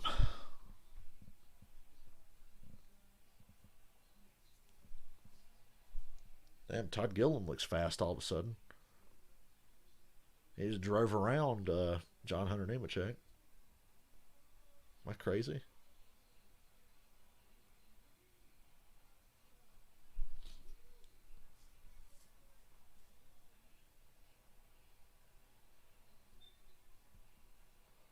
These damn kids today, dude, they make me feel old. I'm going to be 27 on Tuesday, and I'm watching 19-year-olds run races. What have I done with my life? I'm older than these guys now. See, it's kind of cool, though. I've reached the age where I could say, these goddamn kids, because I'm older than all of them, I can say, these fucking kids don't get it today, dude. Because I grew up watching fucking Tony Stewart, and Jeff Gordon, Jimmy Johnson, Rusty Wallace, Mark Martin, Dale Jr., Ricky Rudd. So I can talk shit about these kids like I'm an old man.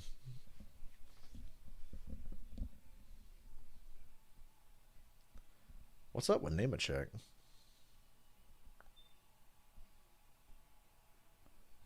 I thought he got passed by Gilliland just now. I must have been missing something here. Okay, he did get passed by Casgrala. Nemechek's got a problem. He's on the apron on the banking. Nemechek's got a problem. What's up with Nemechek? I guess we'll find out after this commercial. I'm glad I didn't bet on him now, because he's got a problem. You're 29? Oh, Lord. And I'm worried about... I'm 27 on Tuesday. If y'all want to get me something for my birthday, send me money. Ask Michael about it. He knows my Venmo. Send me birthday money. If I got sent a lot of money tonight, I wouldn't work tomorrow. Because I'd say, oh, look, there's the money I'd have made working tomorrow, so I ain't going. I wonder if I should fake sick tonight. If I was about, yo, I've got the shits, guys. I can't go. You know, I've got that ace in my back pocket. I could pull that tonight. I haven't used that excuse yet. But I don't like giving up good excuses like that. Because what if there's like a day 2 weeks from now where I really don't fucking feel like going? So I better hold on to that excuse. But I've got that in my back pocket. It's an ace in the hole. Well, you've been watching it. The leader, Sheldon Creed on pit road. Sheldon Creed on pit road. And it's interesting. Teams going back And Nemechek is... They're not even talking about Nemechek. And he's like going 20 miles an hour. I don't think Nemechek's going to make it back. Okay, he might make it back, but barely. Nah, he ain't going to make it back. Nemechek's just now coming out of the backstretch chicane, and that truck is barely moving. Well, that'll make Kyle Busch very happy. That puts Rafael Lassard in the lead, and Lassard has been super impressive. We showed you earlier, lap 1, turn 1, spun around, and has charged right back through the field. I think all the spotters have sent words to the crew chiefs, Vince, that this sport truck isn't going to make it back. Look at pit road. Everybody's short stopping, getting I'm not lying and say I've got the shits before the tomorrow. caution applies, so they can have track position. I doubt I do that, Stage but I'm in, just looking thinking if I don't feel like it for the 17 in of the Gray morning, and back I got up. that ace in my Riley back Hurst pocket. in the 17, and you see everybody's taking advantage of the opportunities. And Nemechek is stopped over there. He can't move. The entrance to the bus stop there on the backstretch. That'll have to be a caution with His windshield wipers still 3 to working, go but in the his stage. engine isn't. NASCAR doesn't want to throw the caution because they don't want the stage to end under yellow. This should be a caution, but they're going to sit here and wait. Frustrating for John Hunter. Eric Phillips. And there's the caution. God, you know that pain NASCAR, didn't it? Watch them red flag the race so they can run one lap of the stage under green. You watch. I don't know what's up with Nemechek, but his day is probably over. If not, his chance to win's definitely over. So my Brett Moffitt pick's coming in just nicely. He's still got to deal with Sheldon Creed. And Lassard, who was good here last year, he's running up front. But my Moffitt pick, looking solid. Creed's going to be tough to beat, but I think I've made a good choice so far. I'm usually satisfied as long as my picks run well and are, like, really close to winning. So, like last week when Jordan Anderson finished second, it felt like a win, even though I didn't win shit.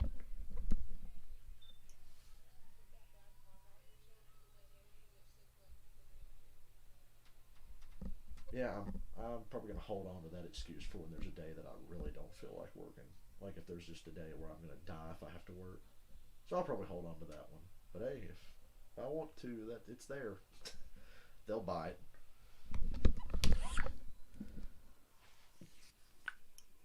Why's my nose itching? Too much cocaine, that's why. Oh wait, did I say that out loud?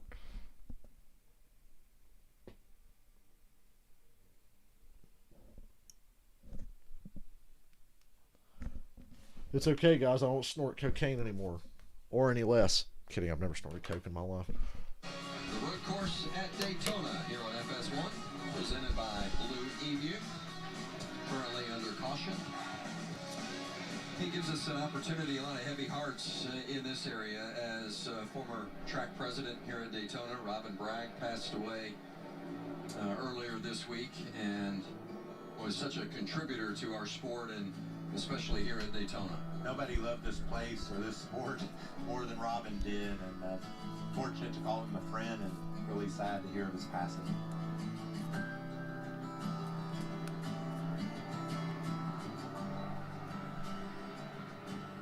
Beautiful night at Daytona International. There's Nemechek. He finally made it to pit road with a push from the truck. Heard the report earlier, didn't have any oil pressure and had lost power. Michael, I think my big payout's going to come in a super speedway race.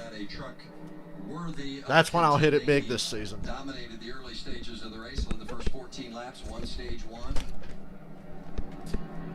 We've seen just got to get lucky a little bit. To the slicks, Rafael Lassard still has the wets on, and you can tell the white trim to the white lettered Goodyear tires are the wet tires, the wets, and the slicks have a yellow lettering.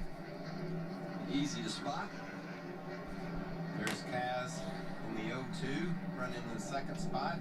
All these trucks that are in the top 5 Vince pitted on lap 10. Varying strategies. Some of them took tires, some of them just got some fuel. I suspect if you're running up front, those stage playoff points and stage points are so valuable, you're going to stay out here and finish this stage off. But a lot of varying strategies throughout the field. Many during that round of pit stops did put the slicks on, and everybody's going to go to the slicks at this point the rest of the way unless we get some more weather. And the radar looks very promising that we won't see anymore, so I like what we're seeing. We all know, right? Well, tomorrow's a 2-race battle, or a 2-car battle. AJ Allmendinger versus Austin Cindric. Those are the only 2 guys that have any chance at winning tomorrow. Allmendinger or Cindric. I'm going with Cindric tomorrow. I will make I'd imagine I'm only going to get like $2 if he wins, Michael, but I'm picking Cindric tomorrow. And getting 2 whole ass dollars because he's got to be 2 to 1 or 3 to 1. Give me Cindric tomorrow. She's driven her way up to. She also pitted on lap 10. She's driven her way up inside the top 10 running. For Haley Deegan keeping it on the track and in one piece. Nemechek's truck's back to speed. There's the 4 of John Hunter. At least under caution, it's up to speed. Unfortunately, he's a lap off the pace. Damn, he's a lap down though. Talking about let's recycle the power, turn it off and on. He said, I've done all those things. Well, they figured out what was wrong with it when they got to pit road and fixed it, but is it too little, too late? Eric Phillips is pretty smart. I think we're going to have another 1-lap shootout to end the stage. Figured out a way to do what they needed to do. The engineering staff there at Kyle Busch Motorsports. The Triple Truck Challenge this year. That's the same thing they asked John Hunter Darlington, Circuit of the Americas, and Charlotte. It didn't work. You know, some of the new elements to our 2021 season, and of course, the 10-driver playoffs, just as we had a year ago, starting this year, August 20th at Worldwide Technology Raceway. The Triple Truck Challenge, looking forward to that as always. Darlington, Coda, and Charlotte, and of course, some new stops on the Bet $1 on Centric, get $1. We're going to go to Coda, Vince. I'm so excited about seeing the Circuit of Americas and Nashville Super Speedway and being in Knoxville. This is Well, God damn it, do I want to pick a guaranteed winner or do I want to take a chance to win some money? Let me think about it, Michael. Don't put that bid in just yet. Let me think about it. If you don't pick Centric or Allmendinger, you're fucked. But if you pick one of them, you're only going to get like $2. One we didn't mention there, the last one on the list, one of my favorite all-time facilities and courses of Watkins Glen, and the trucks going back there. I can't think of anybody else in that race that has a snowball's chance in hell. Because Chase Briscoe's not an Xfinity anymore. Gregson's an asswap. He won't win. Herb sucks. He has no chance. Isn't Ty Gibbs in the 54 this week? I think Ty Gibbs is in it, but I mean, he's young. Good driver, though. And I loved his interview after the ARCA race last week. Because ARCA at Daytona fucking sucks, and it's about time somebody points it out. NASCAR worked on that. Second career stage win. His first was last week. That's Rafael Lassard in the 24. Surprised that 3 truck hasn't spun under caution again. I will be right back. Let me run to the bathroom.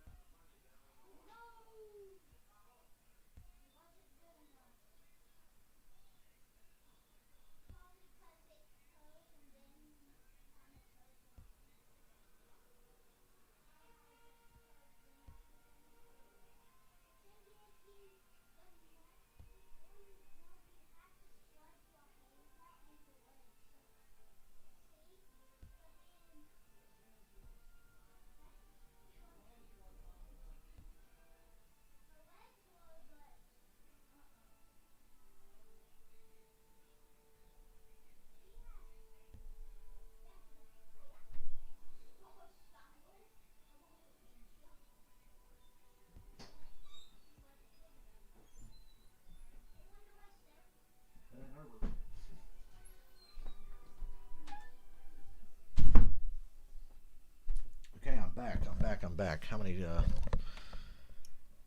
Gibbs is 33. I ain't ready to trust, well, Allgaier might be an okay bet. Allgaier won Road America once, didn't he? I remember he ran out of gas or something one time at Road America. Still, though, if you're not picking Centric or Allmendinger, you ain't going to win shit tomorrow. I can't remember the last time there was a race so obvious to pick. And I give Centric the slight edge over Allmendinger.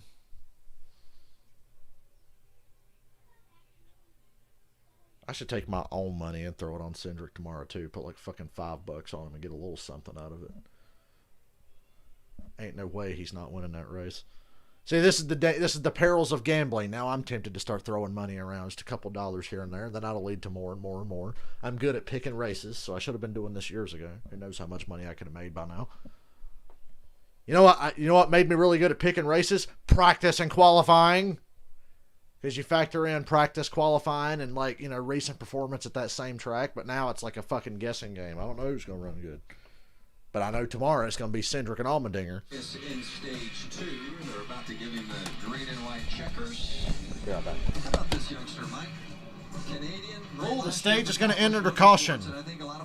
I'm sure there are some tears being shed up in race control right in now. the season, just 19 years old, but when he came to tracks a second time, he was so much better and really understandable as you see him making it official, going under the caution flag along with the green and white checkers. Made the move, of course, won last year at Talladega, his first career win, and made the move over to GMS, and he has been impressive tonight. What about the start of this race? Yep. Backwards in turn 1, and now at the end of stage 2. It's not a big deal that he spun out on a road course on lap 1. Calm down, Mikey. That's a great recovery. Mikey's just impressed that anybody can recover from spinning out, because usually when he spun, it was race Like you over. mentioned, he had that type of pace. We talked leading up to this. I think Mikey should be impressed by anybody who can keep it on track at a road course. Yeah, he did win Montreal, didn't he? But Rafael Lassard said, you better talk about me, because I showed at the end of last year I've got the kind of speed to go out and win races. I would bet $50 on Cindric and Allmendinger over the field tomorrow. Last year's series champion. Is there any kind of bet where you can take two drivers and say them versus the field? At Daytona, won 5 times last season, got his first career win, and just kept on rolling. Just added to it and won the championship. Haley Deegan running 7th. Check in with Regan. Well, Vince, a really nice run for Haley Deegan so far early on in her career. And I asked her earlier today, I said, hey, you know what? Rain racing, kind of like being on the dirt just a little bit. You got some dirt experience. This should go well today. She said, no, Regan, actually, it's not anything like. She said, would you compare walking through mud to ice skating? And I said, no, I wouldn't. She said, okay, then don't compare. Okay, that was actually funny. Good on you, Haley Deegan. So I got shot down completely. Hey, Regan, I experienced the same thing with Stuart Friesen. I don't know why Gateway doesn't have a cup date yet, but I bet it does soon. That just makes sense.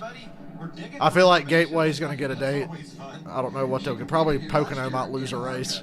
Pocono will keep a weekend but have only one race instead of the 2 they have. Last year, carrying on the tradition of the females in the racing world. We'll see what she did last year. What exciting victories those were for her as well. Racing Trotter with some... Yeah, Haley Deegan sure did run over a lot of fucking people. Hey, Shauna Robinson. I fucking hated that bitch watching her when I was growing up. She was always getting in the way. Throughout the ranks, I think young women are Fucking with Dale Jr. Seemed like that 49 car always screwed Dale Jr. over. Maybe it just happened that one time and I'm still mad about it. It seems like it happened repeatedly. Like Haley Deegan is out here showing that it can be done. It inspires so many young ladies around the country and around the world to do it. I talked with Mike Hillman, our crew chief, earlier today, and he said, laps. We just got to keep running laps, and the more we run, the more she learns and the better she's going to get. Vince, I stayed up till 1 in the morning, 2. I don't remember how late it was in Vegas year before last when she won that race at the bull ring or on the dirt track, and just so impressive the way Haley was able to be aggressive and win that race. And she's proven time and time again that she has all the ability in the world that it takes to go out and be competitive. And whether it's on dirt, I'm amazed that hasn't happened yet at Gateway. Remember Phoenix used to have an opening on the backstretch like that? I remember it was at a NASCAR heat game as a kid. I was like, oh my God, look at this big hole in the wall. And I would like drive over there and practice. 22.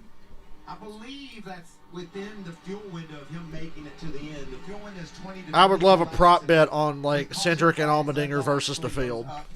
About 2 laps for caution is 1 under green, and our green estimation is 20 to 22. So I think he's okay. This 2 truck could be setting in a good spot to grab track position. You hear him saving that fuel. That's why he's able to get more miles to the gallon underneath the caution. This track, as you can see, is dried up nicely. Gonna see a lot of the front runners come to pit road.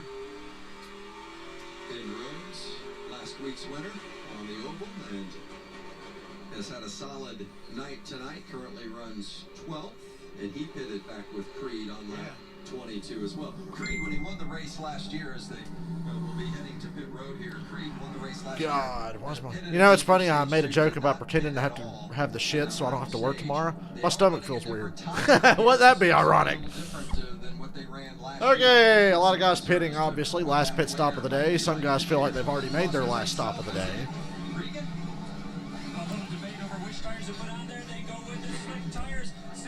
Smith, they're going to put the slick tires on. As you see the change of ball right there, they had a big debate over that, though. He really wasn't sure which ones he wanted. He was told everybody's going with slicks. Jamie? Rafael Lassard finished 3rd here a year ago. Now he just took home stage number 2. I almost feel like no practice now. Practice is like what stage 1 is. Stage 1 is practice. And sometimes stage 2. And then the real race is stage 3. He has to back it up, though. Not enough room to get out of his pit box. And Hey, can you believe Austin Dillon is leading the Cup Series points? First time ever. Well, probably not first time ever. I would imagine he was leading after he won the 500 that one time, or maybe not. Austin Dillon's your Cup Series points leader. Oh, man. The eternal road course caution continues.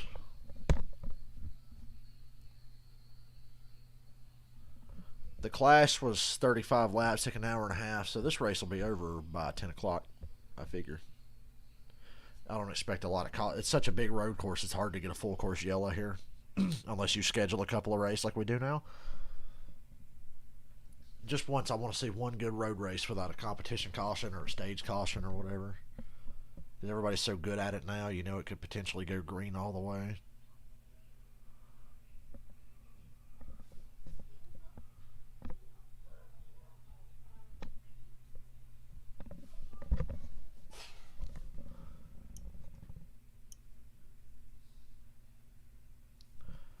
Nope, Austin Dillon is the points leader in Cup.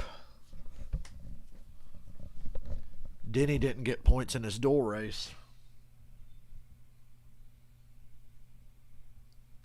Haley Deegan needs to be known as a person who fucking matures and stops saying stupid shit. Because I want her to do well.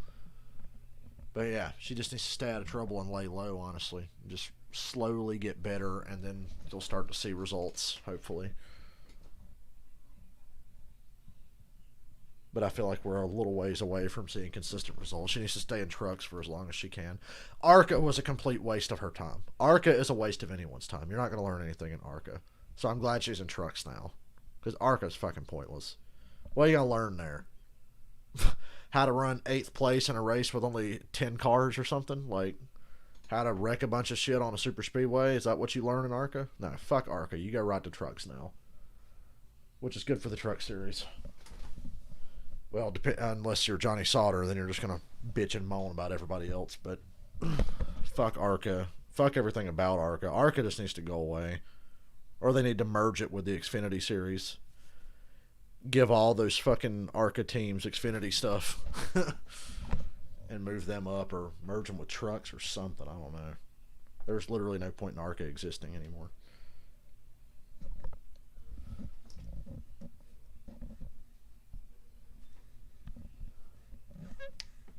I will be right back. I'm going to go ahead and... There's commercials on, but I'll be right back. I got to unmute the TV so you guys can hear something when the race comes back on.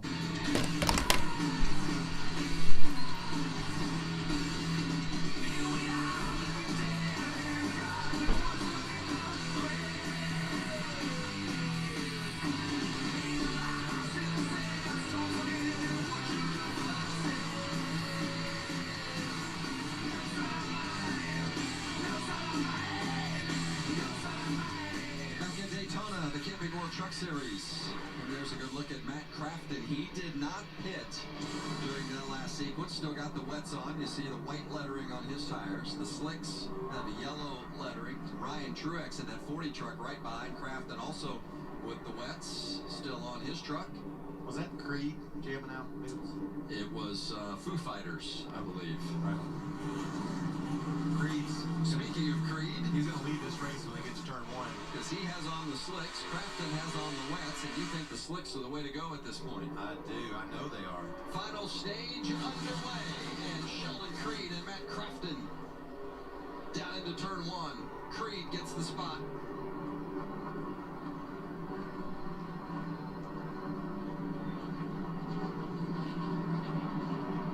Cleanly through turn 1 and 2. I think they made it, and watch Creed go. That's how important those slick tires are. Creed now through turn 3. Crafton still running second, and it is a log jam behind them. Look at that mess behind them, Vince. That's such fun, looking at all those trucks side by side, fighting for position.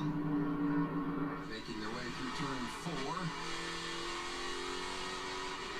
Good look at that 98 of Christian Eckes. He's been all over the place on strategy. Came in, got slicks, came back in, got rain tires, and now finds himself on slicks, racing toe-to-toe with these guys. See how much of a truck he has. Yeah, Ben Rhodes trying to move up through. Made the pass on Eckes. That's Gilliland right there in the 38 behind the 98 of Eckes. And Gilliland's had a solid run tonight. Started deep in the field up to 12th.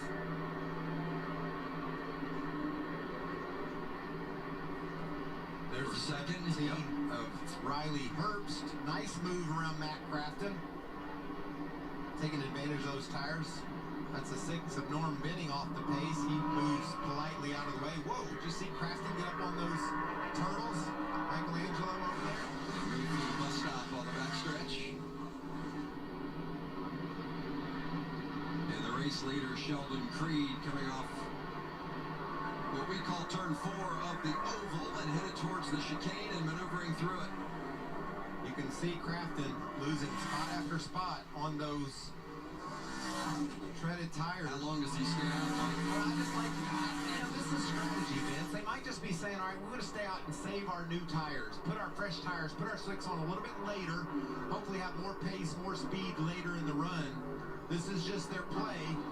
He can probably go, Crafton can, another 6-8 laps before he has to pit. It just depends on what Junior Joyner, his crew chief, how long they decide to watch this truck fall back through the field. A couple of Nice teammates there, the 42 of Hocevar passing Truex. Hocevar having another solid run tonight. He is in 6th and finished 5th last week here on the oval. Oh, and Ben Rhodes. That got a little bit out of hand. That's a 75 of Sam Mayer there in this battle, but Ben Rhodes sideways in the 99, tried to get on the inside of Connie Sauter, and I think decided maybe to bail out at the last minute. Look at those brakes light up. That's so fun. There's Parker Chase in the 51. Here's the replay. See the 99 of Rhodes? He sees an opportunity. Johnny Sauter shuts the door, and Ben says, I don't want to wreck my teammate. Those teammates have had some issues here recently.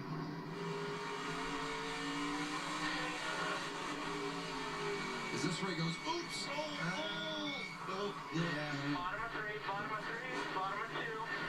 Bottom of 3 is nothing that usually works out great when one of the 3 is your teammate. There you can see Herbst trying to close in on our leader, Sheldon Creed. And then what about Stuart Friesen up to 3rd spot? Great run for Stuart. Talked about the rain and the dirt not being alike. Well, Stuart's finding this road course in the damp to be to his liking.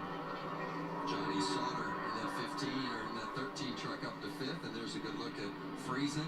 You see him started 3rd, started 30th, running 3rd. That's got to be a good feel for this team. You remember, Vince, last year, the start of the season, they started with a new manufacturer, a new team, and they struggled for half of the year. Then they got their momentum at the end and was able to run off some top 10, top 5 finishes. Now he's starting off the season with this kind of pace. That's got to feel good for him. Our Camping World 15 to go. 15 laps remaining here at Daytona on the road course. Nemechek won stage 1 and a dominant truck early, and then had a mechanical issue. They got it rectified, and he's back in the mix as you see Crafton continuing to go backwards on those older tires, the wets. There's the 45 of Brett Moffitt. We saw him contend for the win here a year ago, and he's back outside the top 10 tonight. Be interesting to see if he can rebound. And how long does Matt Crafton run around on those wet tires? I think he's got to pit in a lap or two. He's losing. He's all the way back to 17th. I can't believe that you're going to just put those... Almost back. I can't hear the race. Well, I can't see the race, but I can hear it. Got a good point. This is a lot more. One more moment. I'll be right They back. would lose, as you see the 15 of Gray heating him up, and then right behind him, Darren Krause, who had a challenging Daytona last week with a couple of 3 spins. He's kept it clean and pointing in the right direction. You can see him there in that Napa truck right behind Gray in the 15, having a solid run tonight.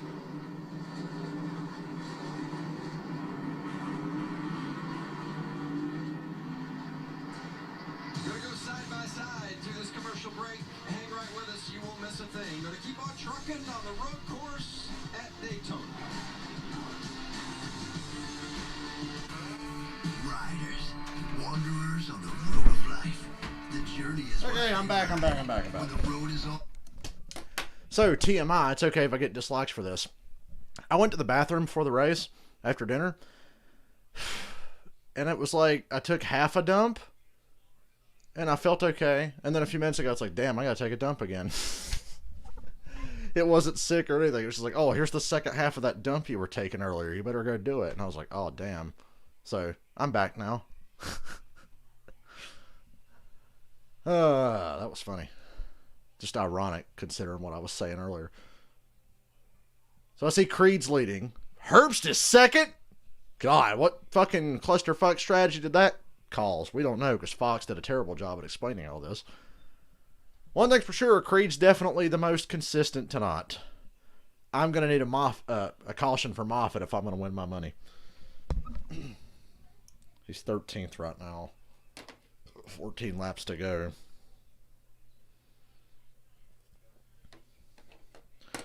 I have no idea. Because that track looks pretty fucking dry right now, dude. Them rain tires should have been off a while ago. I need a caution for Moffitt to shake this up. Nobody got spun. Nobody had any... I couldn't tell. I was listening to Michael Waltrip talk while I was taking a dump, so... Ironically, that helped me. Easy there, Lassard. Lassard almost doored Moffitt. I get real touchy about my money now, Lassard. Don't be fucking with Brett Moffitt.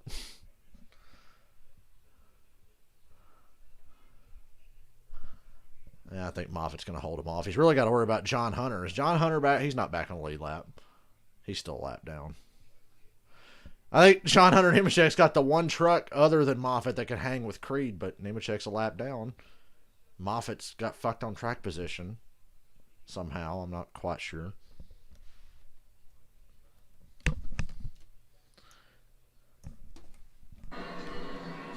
And welcome back to the Daytona road course. A little update on our leader, Sheldon Creed. When we went back oh, Sheldon Creed's going to make this race boring, isn't he? Now they're telling him with a 4.5.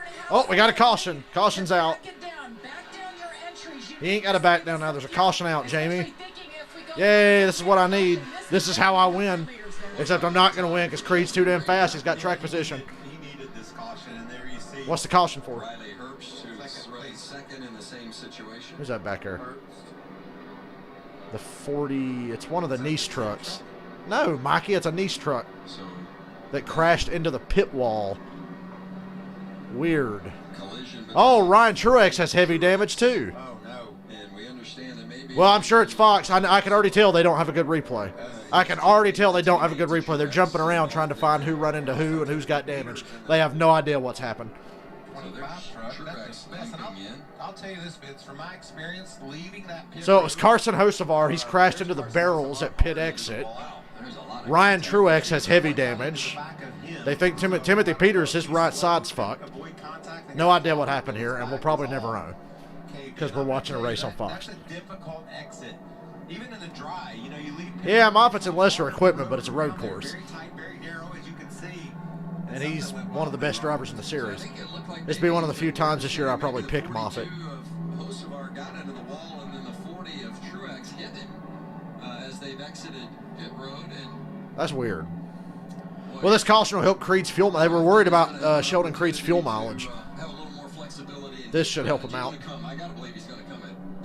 I ain't pitting the rest of the race. Fuck y'all. Stay out. All for naught, he's gonna still be buried back in the middle of the field. Stay out. Just reported Sheldon Creed was a little shy on fuel, but this caution certainly going to be a game saver for him. Yeah, if you're a half a lap short, cautions are 2 for 1. You run 2 caution laps and you get 4 green flag laps, so he's all set now to get to the checker. You can see that Rockley Roofing number 25 has got some serious... We have a caution. This changes everything, except not really. Timothy Peters visited with because if I'm up front, I'm staying the fuck out. Earlier today, and he's really excited about this opportunity. Watch the top left of your screen. You can see all the way up there at the top. You can see the... If I'm Moffitt, I'm hoping for multiple overtimes to run Creed out of gas and give me time to get some of this track position back. You saw out of the screen there, but Hocevar into the wall, Vince, and then here comes Truex, and he couldn't get stopped. I talked about how tricky. Yeah, Fox didn't have a fucking replay of the wreck. There isn't much margin for error. I was correct in my assessment. I could tell by the way they were panicking and jumping around, looking for trucks with damage. They had no idea what was going on. That's too bad. They were excited about their opportunity here this weekend, and tell you what, I really. Well, yeah, you went on a Creed win, but I'd like to get my little money off my Moffitt bet that you put in for me. Pleased with his lineup of drivers this season, and having Truex in the truck along with Hocevar and, of course, Brett Moffitt there as well. What a lineup. You're right, Vince. And Hocevar is able to see his winning nets down. He's able to drive away. And he's going to need some blue emu. I bet he's hurt his wrist or something. Or blue emu All right, time wrist. for another 45-minute caution. Damn, if I'd have just held out a little while longer, I could have went to the bathroom under caution and had plenty of time. John Hunter Nemechek has led the most at 14. Nemechek won the first stage. Lassard won stage 2. And Nemechek, I think, will be our free pass driver. He was a lap down running the first truck up there. So he could get back into this thing, Vince. He was really fast early. Going to be interesting down the stretch on the road course at Daytona.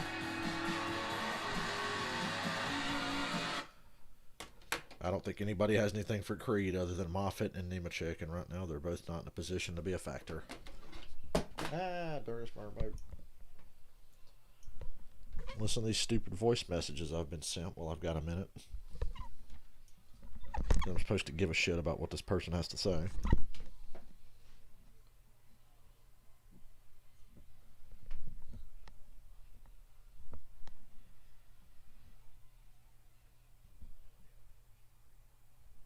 I suppose.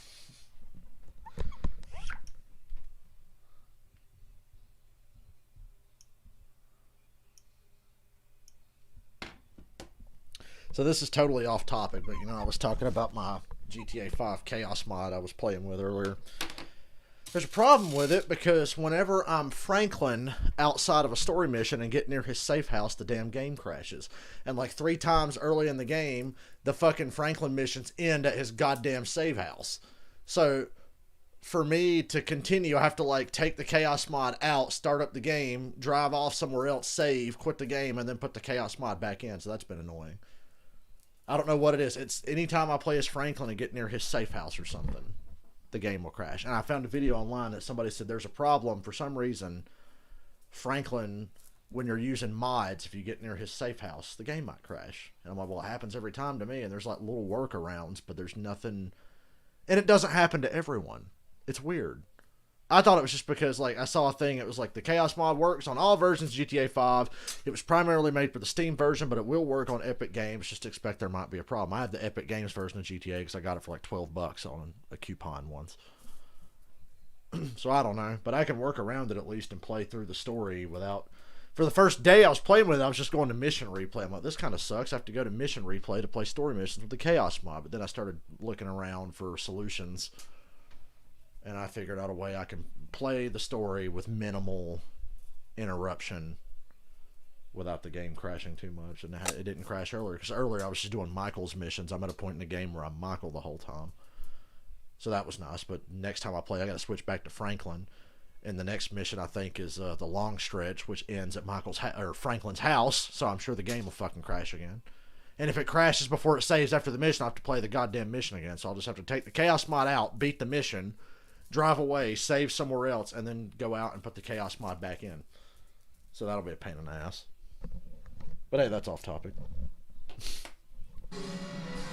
Get me back on topic, Vince Welch. Kids nationwide are without their normal access to sports and play due to COVID-19.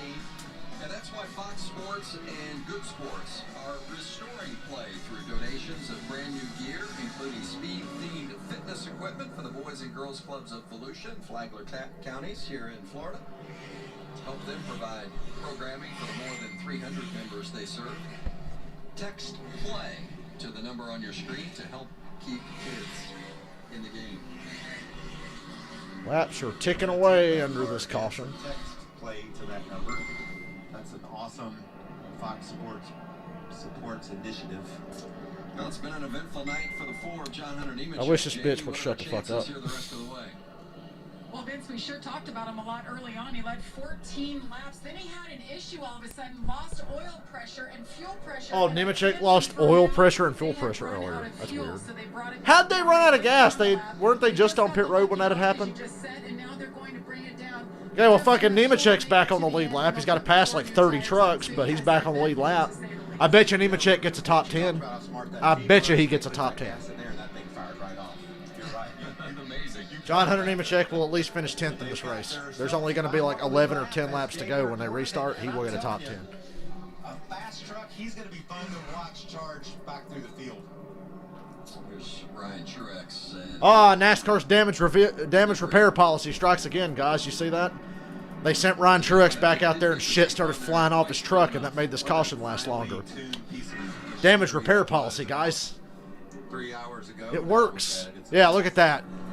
Yeah, it looks real safe, doesn't it? That looks real safe. Driver's side window or the big tractor out there carrying. Yeah, some bitch is bothering me, dude. That's nothing new. I just gotta turn my phone off one of these days. Action and activity going on around the racetrack, and these guys are getting ready to come. I hate having to pretend to like people We'll have to just to be polite. hold that off for a lap. Let's set it up here. Sheldon Creed, Riley Herbst, Stuart Friesen, Ben Rhodes, Chandler Smith, your top 5. Okay, we're only gonna have like 10 to go when they restart. We're coming to 11 now. The lights are still on the truck, so we're not going green this time by. Friesen, kind of a dirt guy. You wouldn't expect to maybe have him, do so well on the road course, although we ran 10th. But maybe Friesen on the dirt at Bristol. Dirt Bristol. I talked earlier about. Are you ready? Licking his chops for the rain racing we have now. You don't think Stuart Friesen's looking forward to this? He cannot wait to get in the truck. How beautiful is that iRacing? That's gonna be Bristol? insane. Looking so much forward to seeing these trucks mix it up on the dirt. Dude, the closer we get to that Bristol dirt race and it becomes more of a reality, the more terrifying it is. Look at that. Damage repair policy again. More shit dropped all over the racetrack. Brilliant. When are they going to change that fucking rule? Here's an idea. How about if your car or truck's beat up, you go park it, work on it for a little bit, and then come back out. It's all good. How about that? I'll tell you this about iRacing. I learned about racing over at Denny Hamlin's house. He's about 2/10 quicker than me no matter where we go. And that 2/10 is the difference in a couple of commas and a few decimal points. In our Michael Waltrip on average in his prime was 2/10 off the rest of the field, so iRacing is realistic, isn't it?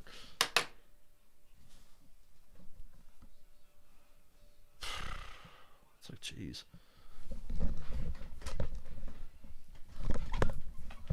It's okay. We have plenty of time for those niche trucks to drop debris everywhere because the damage repair policy while NASCAR replaces the barrels on that crappy pit road exit at the Daytona road course. Seriously, that pit road exit on this track is fucking abysmal. Can that not be a little bit wider? Maybe pave that a little bit wider, don't you think? It's like barely got enough room for one truck or one car.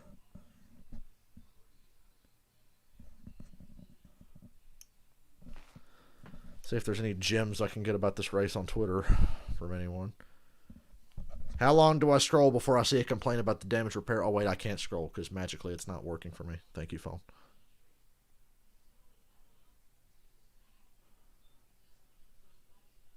Okay, now I can scroll. Thank you.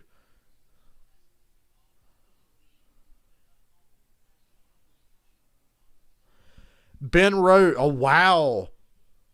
Ben Rhodes on his radio. Johnny Sauter's a fucking bitch. Tell him I'm going to kick his ass. So Ben Rhodes has challenged Johnny Sauter to a fight mid-race. Did they play that on the broadcast? Because I'm reading about it on Twitter right now. He said Johnny Sauter's a bitch and he's going to kick his ass.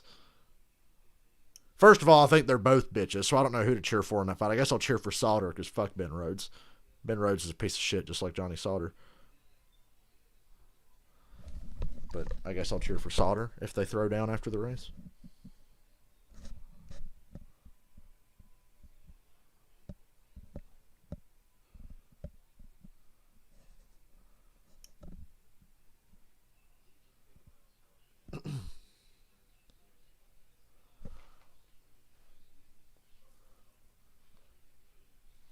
Everybody's clowning Fox for not having a replay of that wreck with Josafar and Ryan Truex.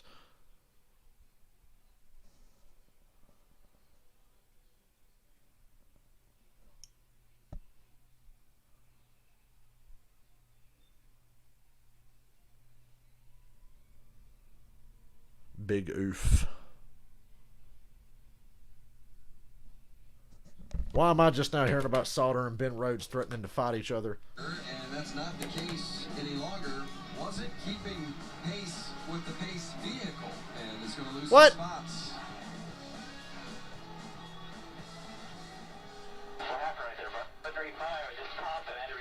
Sheldon Creed's truck shut off and he lost spots under caution. I don't think it's going to hurt him much, is it? Why he was shutting it off, Vince, was to save fuel. You know, just in case of overtime, even though we talked about how close So Sheldon Creed pulled a Marco Sambros. He shut off to save gas under yellow and couldn't get it started back up. And look at everybody's speed. Look at everybody pick up speed to get by him. I know he was going slow, but it looked like those four guys, Herbst, Friesen, Rhodes, and Smith, all sped up to pass him.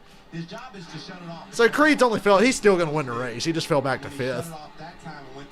So Riley Herbst is the leader. You know he ain't going to win. Ben Rhodes has a good truck, but Creed's going to chase him down. So I still think Creed wins. That's the most interesting thing that's happened this entire race, other than Sauter and Ben Rhodes. But they're both pussies, so I'm sure nothing will come of it. Can he fight his way through this field? And does John Hunter Nemechek take advantage of getting the free pass back on the lead lap and get up toward the front? This is going to be a very entertaining 11 laps. So those are some valuable positions lost. Mikey, they're not going to restart with 11 laps. It's going to be 10, you fucking idiot, if they even get to that. Hell no, they're not, because they just cross start finish. We're going to have even less laps because we're riding around under caution, picking up all the shit off the niche trucks. Because of the damage repair policy. Good, take these laps down and give Creed less time so he'll be desperate and do something dumb. Because he will. Creed's very talented, but he drives over his head a lot.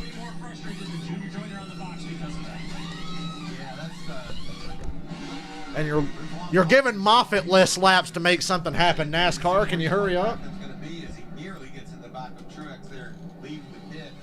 Crafted on pit road now.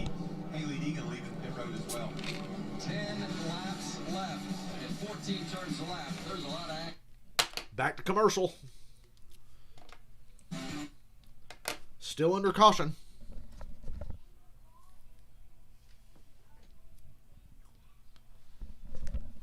I want to know the net time of this race that we've been under caution. Not laps. I want to know like what's the total amount of time by minutes that we've been under caution.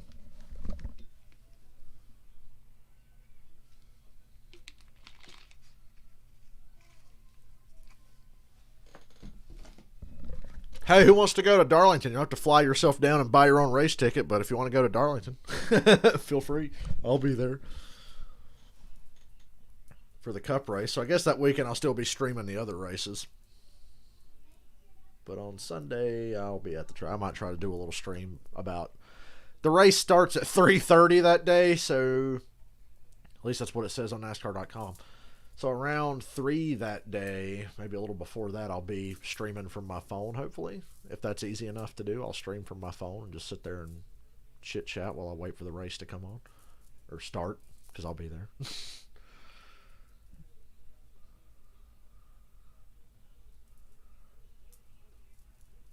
So Sheldon Creed pulled a Marco Sambros, but I don't think it's going to hurt him as bad as it did Marco's. Because Jimmy Johnson in his prime is not the leader right now. It's fucking Riley Herbst. Riley Herbst is leading the road course. I'm sure it'll end well. I think Ben Rhodes will get the lead fairly quickly, and then Sheldon Creed will chase him down over the course of 8 laps or so, however many laps are left.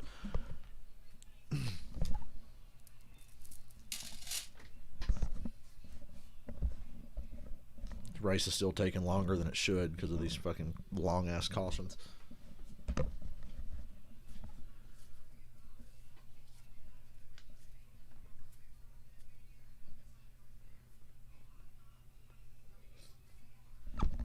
I got nothing against Kyle anymore. If I was going to flip off anybody, it'd be Joe Logano. It would be fun to live stream driver intros and react to each of their names. All right, we're going green this time. 9 laps to go. It's a lot on this road course, though. It's almost like being at Road America.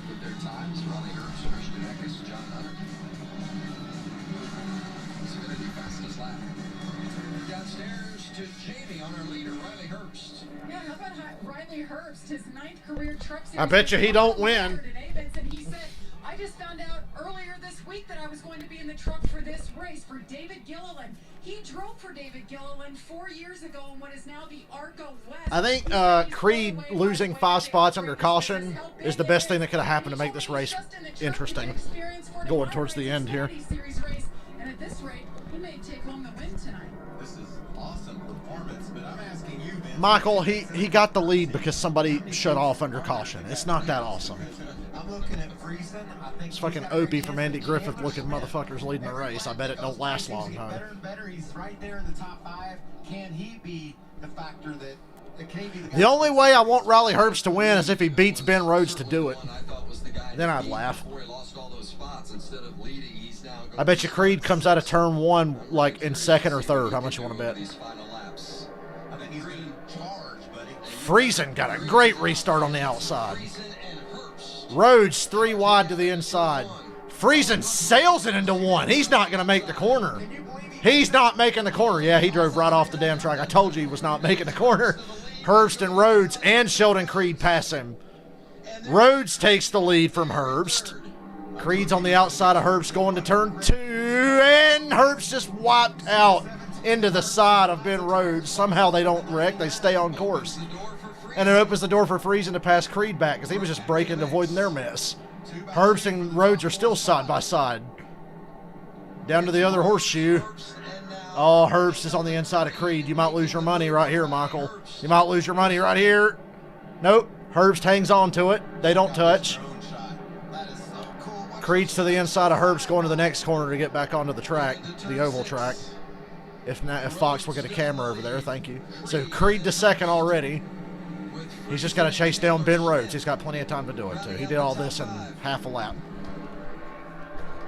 Is that Kaz Gralla? Kaz Gralla's flying. It's the most action we've seen all night up front just now on this lap.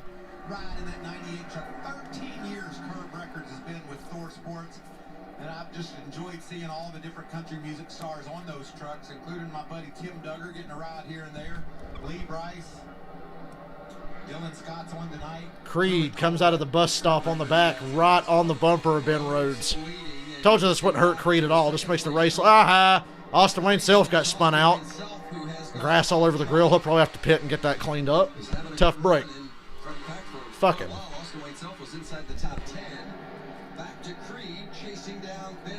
Ooh, whoa, whoa. The 51 completely wiped out the front stretch chicane and missed it. Zane Smith has heavy damage.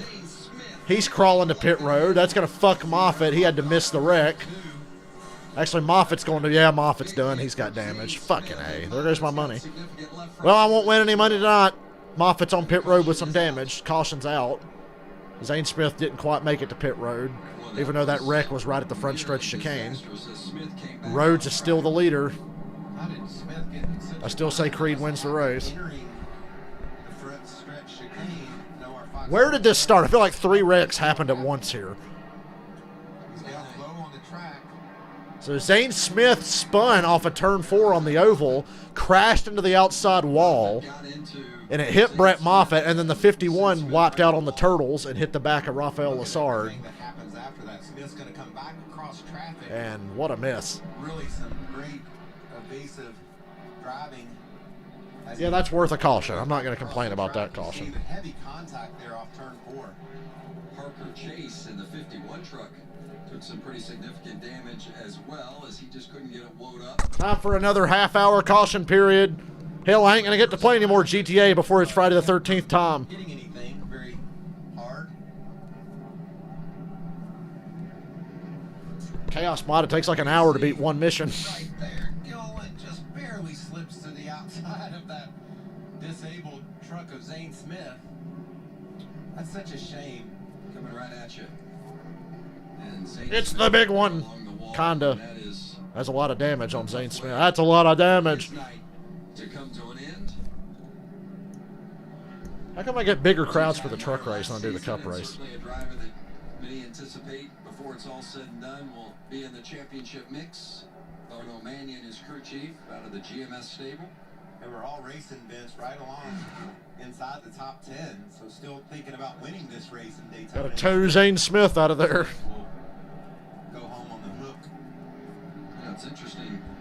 I think that caution's kind of good for Nemechek. Had issues, John Hunter Nemechek. Although he's running out of time. I said he'd get a top 10. I don't know now. Well pressure issue and fuel ran out of gas.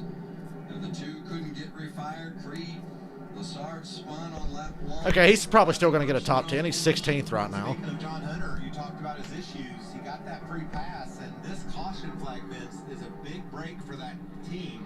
He restarted in the 28th position. Michael, that's very kind of you. We know how fast he is.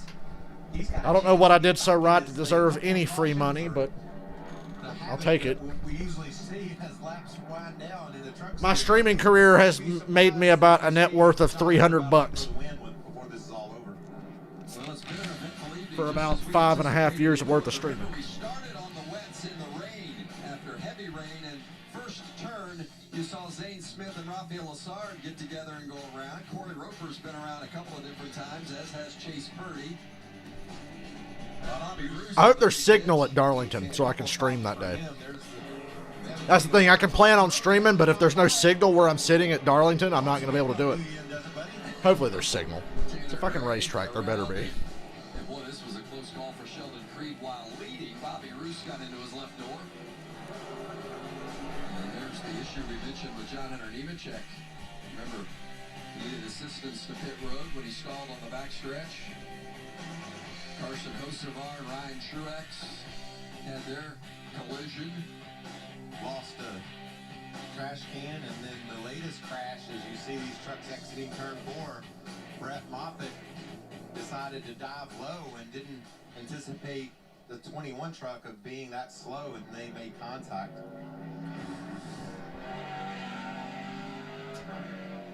Well, Moffitt's back out there running, but he's way in the back now. Not so fortunate. Rhodes and Creed will lead us to the green when we come. Ben Rhodes, Sheldon Creed, and Riley Herbst is still third and ready to do something really stupid. So, Michael, your money's not safe until Creed gets away from Herbst, I think. These restarts with Herbst up front have got to be making you nervous, because he almost took him out twice on that last little lap run they had before the caution. Your money's not safe. Riley Herbst is here to try to take it away from you.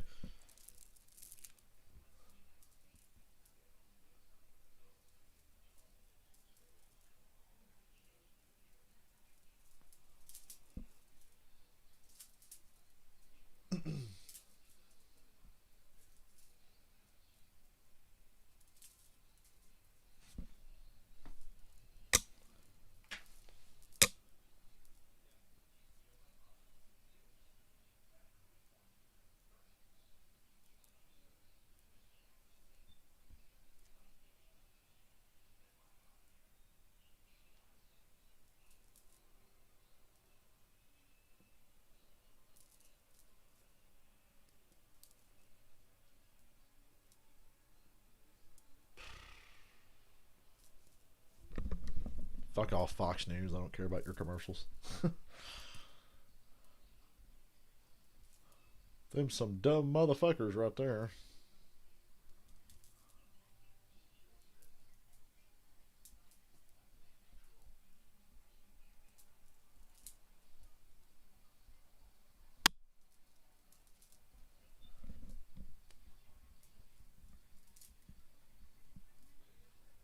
You know, the highlight of my day today was waking up early after not sleeping worth of shit and then sitting there doing whatever. And then after a couple hours of being up, I said, shit, it's Friday. There's a new WandaVision. Yay. I forgot because I wasn't up at 3 a.m. like I like to be whenever it comes on. Because I thought I was going to probably have to work today.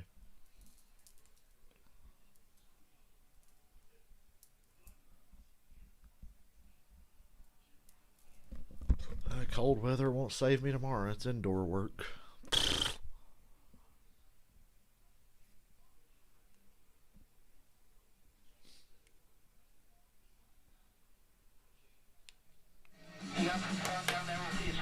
God, these cautions take forever.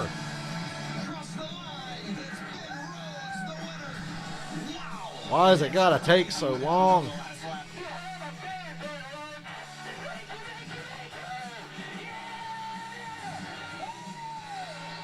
You just don't know when you're going to get it again, but I'm going to enjoy this night, best night of my life right here. Ben Rhodes even looks like a dick. He looks like a big fucking penis. Look at him. Look at his picture there. Daytona, only Johnny Sauter in 2013 and Looks like a Mark dick Martin with in ears. 2006 have won the first 2 races of the season in the Truck Series. Rhodes is going to have his hands full, Vince. They're going to be all over him. I wonder what they're saying on the radio. So we're going to restart with 6 laps to go. Rhodes is on the inside, Creed outside, Herbston third on the bottom. Be wary. Grease on Deegan. I don't think I got to worry about that tonight. Because Deegan's not even in the top 20. Hell, she's not even in the top 25. So you can keep your DVD tonight, I think. That's why I kind of, as we got to about halfway point of the race last weekend, 6 laps. Big Ben Rhodes fan because of his aggression. Excuse me. You know you got to be aggressive to win on the big tracks, and the same is the case on the road course. Push and shove, get everything you can. Well, does that mean that maybe a Riley Herbst or Stuart Friesen is sitting in the right spot if Rhodes and Creed end up getting together and opening the door for somebody else? Why does fuck Jennifer Jo Cobb, why does Norm Benning still race? Like it was the last turn, last lap. 2 buddies got together, spinning out of the way for Kyle Busch to come get the win. There we go. I'm nervous for you, Michael. Because obviously Creed's got the truck to beat, but he's got a couple of dumbasses sitting right there. Laps to go. Ben Rhodes on the inside. God, Ben Rhodes got a hell of a launch. He is gone for now. That's a great jump for. That's the best thing that could have happened to Ben Rhodes right there. That's a nice That was nice. clear the field into one. Don't have to overshoot. Ooh, Creed ran a little wide there. Rhodes did. But look who And Herbst passes Creed for second. Now Creed has to deal with Herbst again. By Herbst to get second from Sheldon Creed. Now Creed's going to outbrake him and use him up. Outbrake him and use him up a little bit. just felt like Creed's got more. Now Creed is back into second place in front of Herbst. Maybe his brake He better get gone, though. really aggressive on God, Rhodes got such a great launch. Creed's really going to have to work to chase him down here. 99 of Ben Rhodes has driven away a bit. Now through That turn restart's what did it. headed up to turn 6 in the left-hander. Rhodes leads. Creed in second. Riley Herbst third. Stuart Friesen and Kaz Gralla all right there in the mix. So Creed's in second, clear of everybody else behind him, and there's a big mess coming back onto the oval. Not that big. The 20 truck got spun around. Spencer Boyd. Talladega winner Spencer Boyd. Chandler Smith and Kaz Gralla dooring each other, going down the back. That's for 5th. I think he's going to be one of the stories we follow all year long. Just 18 years old. Led the most laps last week. The 22 laps ended up finishing 9th. Austin Hill gets spun around. Austin Hill going around. Looked like he got spun off of Tyler Anchor, maybe. I can't tell. A bit of a fire. Can you get her fired up? Please get it fired back up. I don't want to have another 25-minute caution. Still sitting and is Oh, that boy. gonna bring out the caution? We got a couple of trucks stopped. Spencer Boyd's not moving. On track as well. Austin Hill's not moving at another part of the track. That's probably going to bring out a yellow. Stay green. We're not going to stay green long. And now the Caution's out again. Take a nap, guys. You got plenty of time. Take a nap, take a shit, The leader, Ben Rhodes. do anything. You've got a while before this race is about to start back. Rhodes, you didn't want to see that caution. He had driven off away from Rhodes had taken off, just gapped Creed, and it wasn't getting any smaller either. Seen anybody put any So this caution's good for Creed. and Rhodes is able to do so. A lot of short runs here at the end of this. Can't even make a lap now.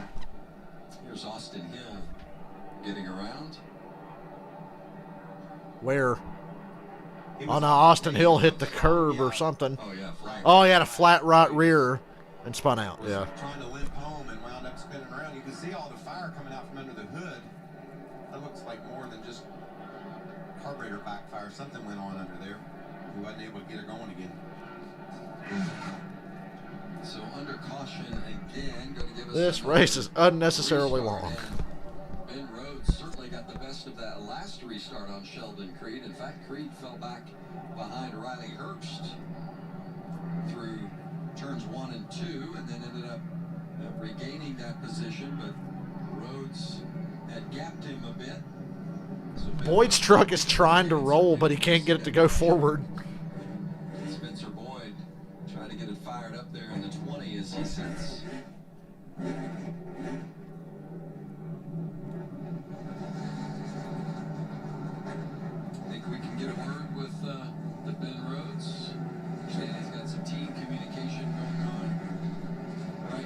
Stop talking to drivers during the fucking race when they're trying to concentrate. I don't care that it's under caution. Getting pushed back to pit road. Last year's regular season champion. And there's a good look at Rhodes. Rhodes, you hear him doing what we saw Creed do earlier, shutting that engine off. The only time you have too much fuel, Vince, is when you're on fire. So he's just making sure he's got a little left in the tank for an overtime finish. That's just part of the driver's job. It's a little bit risky, as we talked about earlier, but it's really important. Saving just to make sure, because you know you might end up having overtime, and you got to make sure that you have enough fuel for the This rate, we will have overtimes. God. This is definitely passing the time. Sheldon Creed winning, holding off Brett Moffitt for the victory. Stay awake, everybody. Between shutting the engine off and riding around under caution, we can get a word with our leader, Rhodes. Yes, let's keep bugging the guy leading the race. Let's see. Hey, Mr. Kentucky, Michael Waltrip in the booth. Do you copy? Gotcha, Michael. Road sounds enthusiastic. Talking to us. Never thought he'd be leading on a road course. How frustrating it is these caution laps. You've got a really fast truck. Can you hold off Creed? I think so. The trick is not Another restart like that last one with only about 3 laps to go like there's going to be, and he will win this race. Ben Rhodes will. But he needs another good restart like he had. awesome, but at the same time, I don't need to get dumped. So try to get another restart here, get some space, and hopefully sail away with it. Well, what a great restart that was. I just mentioned. What are the keys to good restarts? How do you get into turn one without having that guy run over you?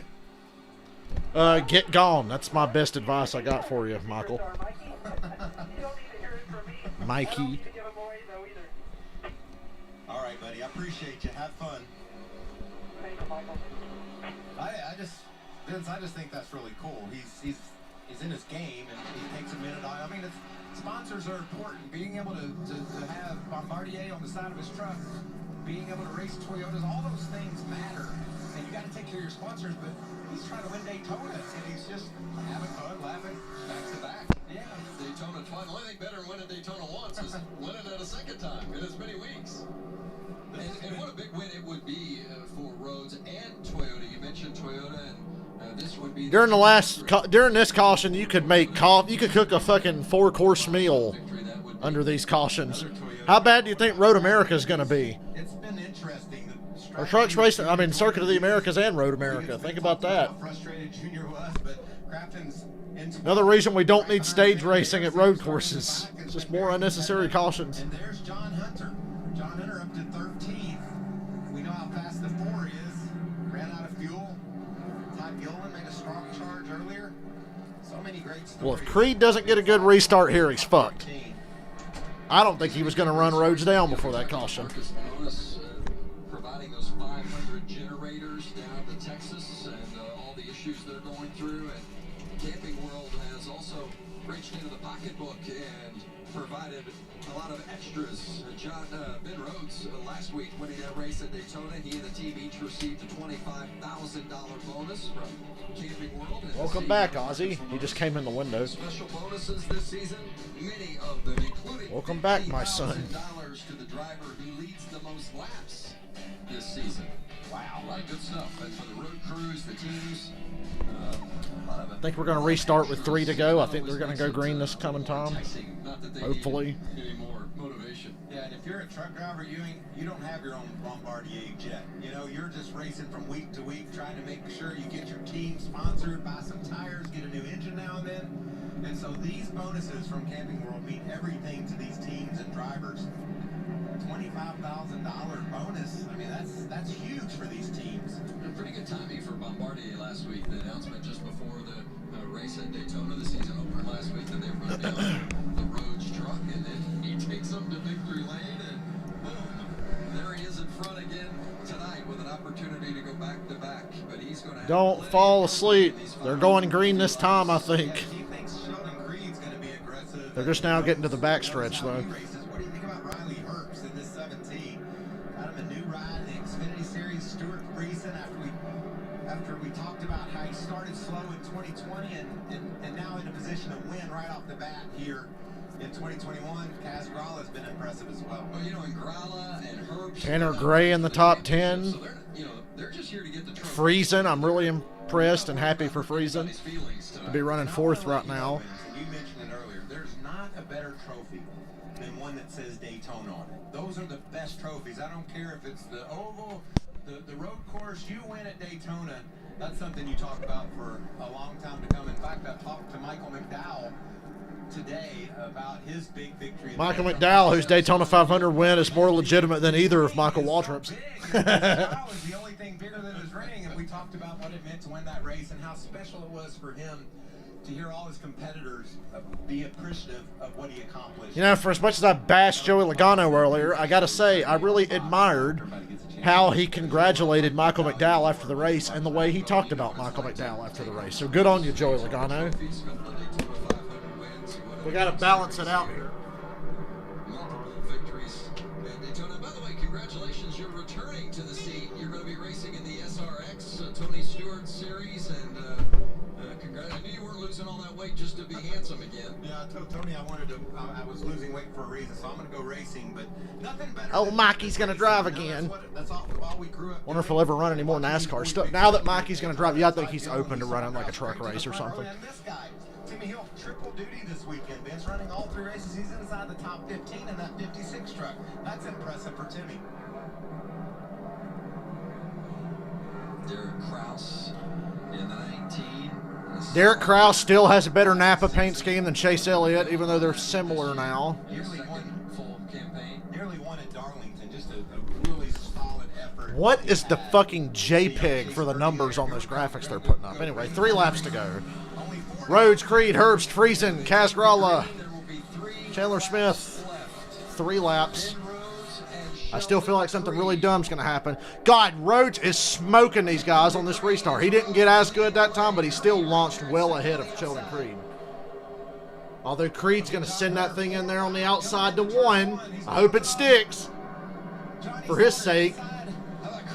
Oh, Rhodes running him wide going to the S's.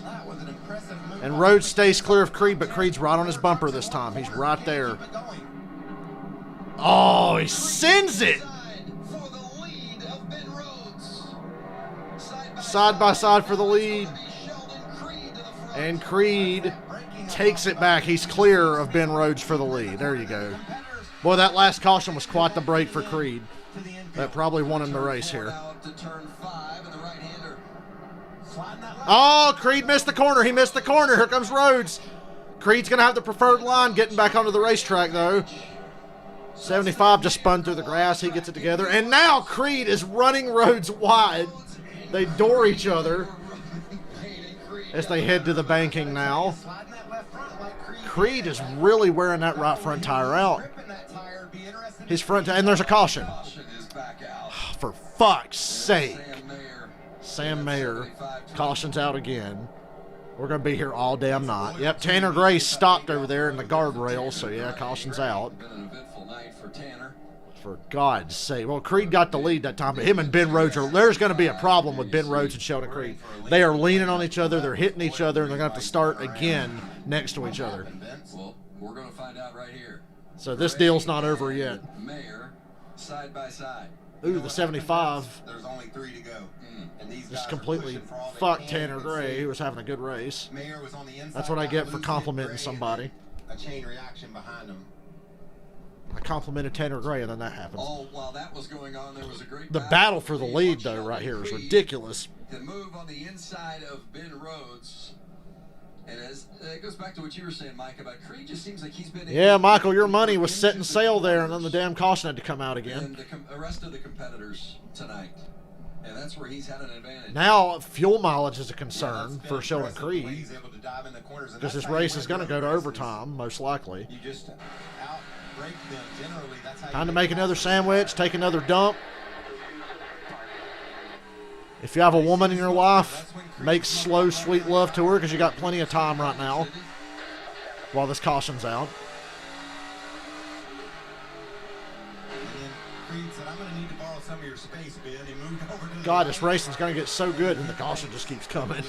Although, after the beating and banging Rhodes and Creed just did, I'm kind of glad the caution came out. We're going to see a show. Just the way it ought to be, side by side. Been one of them races, guys. And it's just now getting interesting.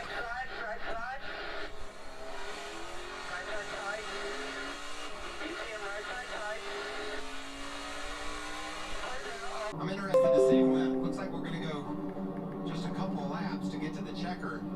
I don't know how much. My stream on? Because it just said my OBS cut off. Front tire was for Creed, but it could be a factor, Vince.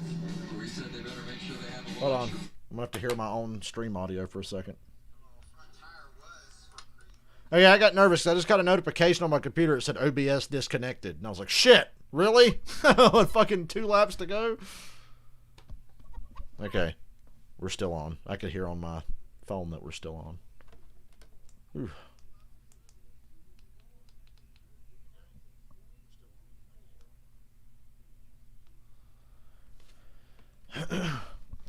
No, in the interest of driver safety, Jeff, we're going to have 1 lap overtime.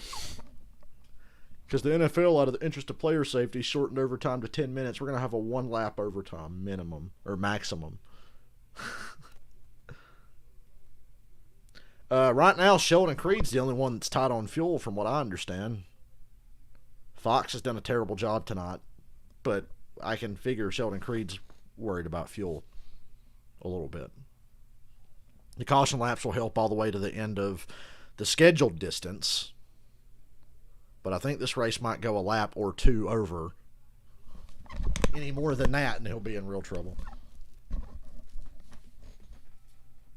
And the last time he was saving gas, he lost 5 spots under caution, so he better be careful.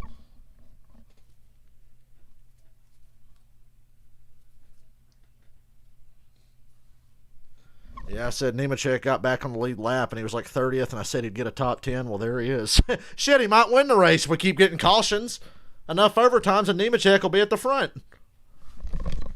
He's better than fucking everybody in front of him except Creed. Really?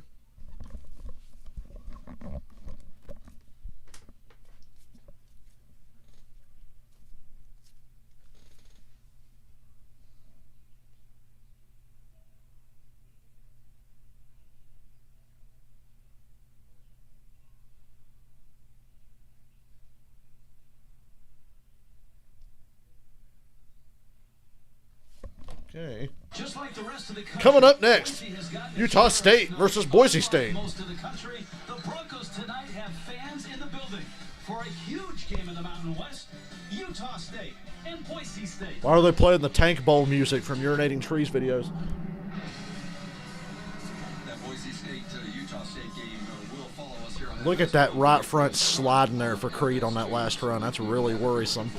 And you saw that tire slide, Vince? That's the right front. Go into these bankings, load up that right front. I guarantee you there's a vibration there and a loss of grip by Creed. So can Rhodes take advantage of that? Look at Sheldon. He said, I'm going to need your space, buddy. And shoved Creed ran Rhodes off the track. and kept the lead, and then the caution flies. So still a lot of drama, a lot left in this race. A couple of laps to the checker to see who gets that coveted Daytona trophy.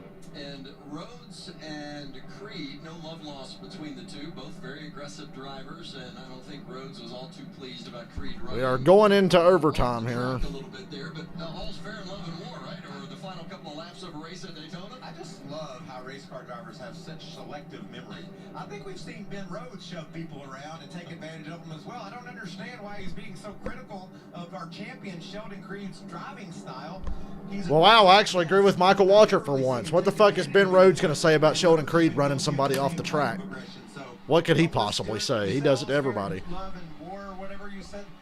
Those radios make you feel like the king when you can push that button and say anything you want to your team. Jamie, the leader, has got his hands full. Yes, he does. So we last pitted 20 laps ago. We have 4 laps to go here. They're telling him on the radio, we want you to save, but Stop shutting it Oh, off. You don't God. want to risk what happened last time. Of course, he couldn't get it refired. He lost 4 Fuel's a positions. problem for Creed still. They're telling him he needs to save, but they don't want him to shut off too much because of what happened earlier when he lost about 5 spots under caution. They are telling him, when we get back to green, run Sheldon Creed as hard as you possibly can. He's very close. You hear that? They're telling Ben Rhodes to run Creed as hard as he can. I mean, there's only 2 laps to go, and you want to win the race. I figure that was obvious, right? You run the guy as hard as you can with 2 laps to go? Duh. How many of our 20-some drivers on the lead lap you think are mad right now, Vince? About all of them. Yeah, they're mad at somebody. they're chattering. Road courses with short track tendencies. Not too pleased with John Hunter Nemechek. Let me ask you this, Mike. We've seen so many of these road course races come down to the final corner and some contact. Do you want to be second or do you want to be first coming through? I'd like to restart 3rd or 4th right now with Creed and Rhodes side by side in front of me because who knows what will happen. Well, the other night in the Cup race, you wanted to be 3rd because 1st and 2nd wipe each other out. Every time we go to Canada, you pretty much want to be 2nd because you're going to get wiped if you're 1st. So That front stretch chicane here is very similar to the last turn up in Canada at Canadian Tire. We saw that last week in the Clash. A chance to win a truck race at Daytona. We didn't really see that coming. Didn't know he had this kind of ability on the road racing. And then Sheldon Creed Casgrala With 2 former Canadian Tire winners, Blaney and Chase Elliott. Overtime in NASCAR. I'm glad that it's stacked up like it is. I'm ready to go racing though, baby. Well, remember, if we get some trucks getting together at the front, say maybe Creed and Rhodes, and it ends up collecting a Herbst and a Friesen, then all of a sudden now you're looking at somebody's 5th or 6th, maybe 7th. So I think I should live stream SRX whenever it starts. I feel like I want to do that. More racing to watch. Hopefully it'll be good. I have no idea how it's going to work, but it's a lot of drivers I like and a lot of drivers I know well. So it makes sense for me to stream the SRX races when they begin. NASCAR overtime, and as you saw a few moments ago when we put the NASCAR overtime rules on the screen, they will take the green flag, and if they come back around and get the white flag, then the next flag that comes out Going green this time. or the caution will end the race. I think Creed and Rhodes, there's going to be problems here. Where's Rick Allen when you need him? As mentioned, once the leader takes the white flag, Problems. the next flag, I miss Rick Allen calling truck races because it beats the shit out of Vince Welch, necessary if we don't get to the white flag. a.k.a. Marty Reed Lott. They'll only make it through 1, maybe 2, and some of them are going to run out of gas. So everybody on that racetrack that's up there in that top 5 or 6 is just hoping, let's have 1 overtime, settle it amongst us. One more overtime and Creed's fucked, I'm telling you. Bring a lot of different trucks He might not make it through this one, Sheldon Creed, we've but I hope he does because I'd rather him win than fucking Ben Rhodes or Riley Herbst. I don't like either of them idiots, Rhodes or Herbst. overtimes would not. Fuck, Casgrala, you win. They're on the back stretch and they'll be coming around to get the green flag as you see Chase Purdy in that 23 truck with some tape on his truck. There have been a lot of them that have been. Oh, the damage repair policy strikes again, but I think that truck will hold up. It just doesn't have a splitter. Yeah, his Bama buggy's been up. This is what it's all about. Overtime to win at Daytona. Oh, Michael, don't tell me you're losing faith with 2 to go, although fuel mileage is a problem, so I see why. Listen to Ben Rhodes. He said, I'm right where I want to be in 2nd. That puts him on the offense instead of the defense, and offense in NASCAR means bumper. Bumper to tailgate. Excuse me, sir, I'm coming through.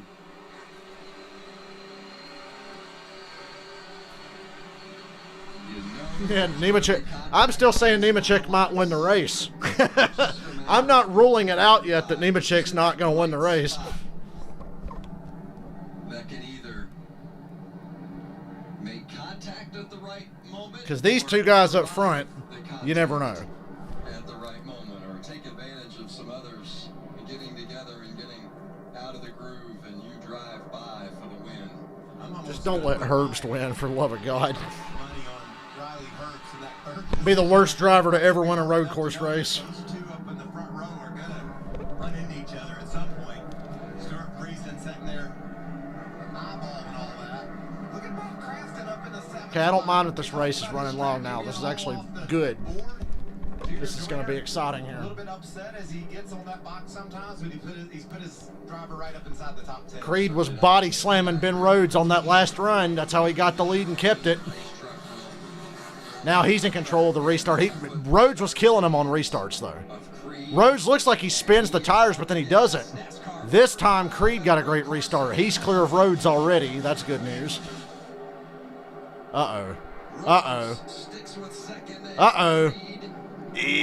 Oh, he puts the bumper to Creed, runs him wide. Rhodes takes the lead coming out of turn 1. Herbst is door-to-door with Creed for second. Now Creed clears him. Rhodes didn't rail him off the track. He just gave him a little bump. And then Rhodes and Creed both missed that corner. Here comes Herbst. Herbst is through to second.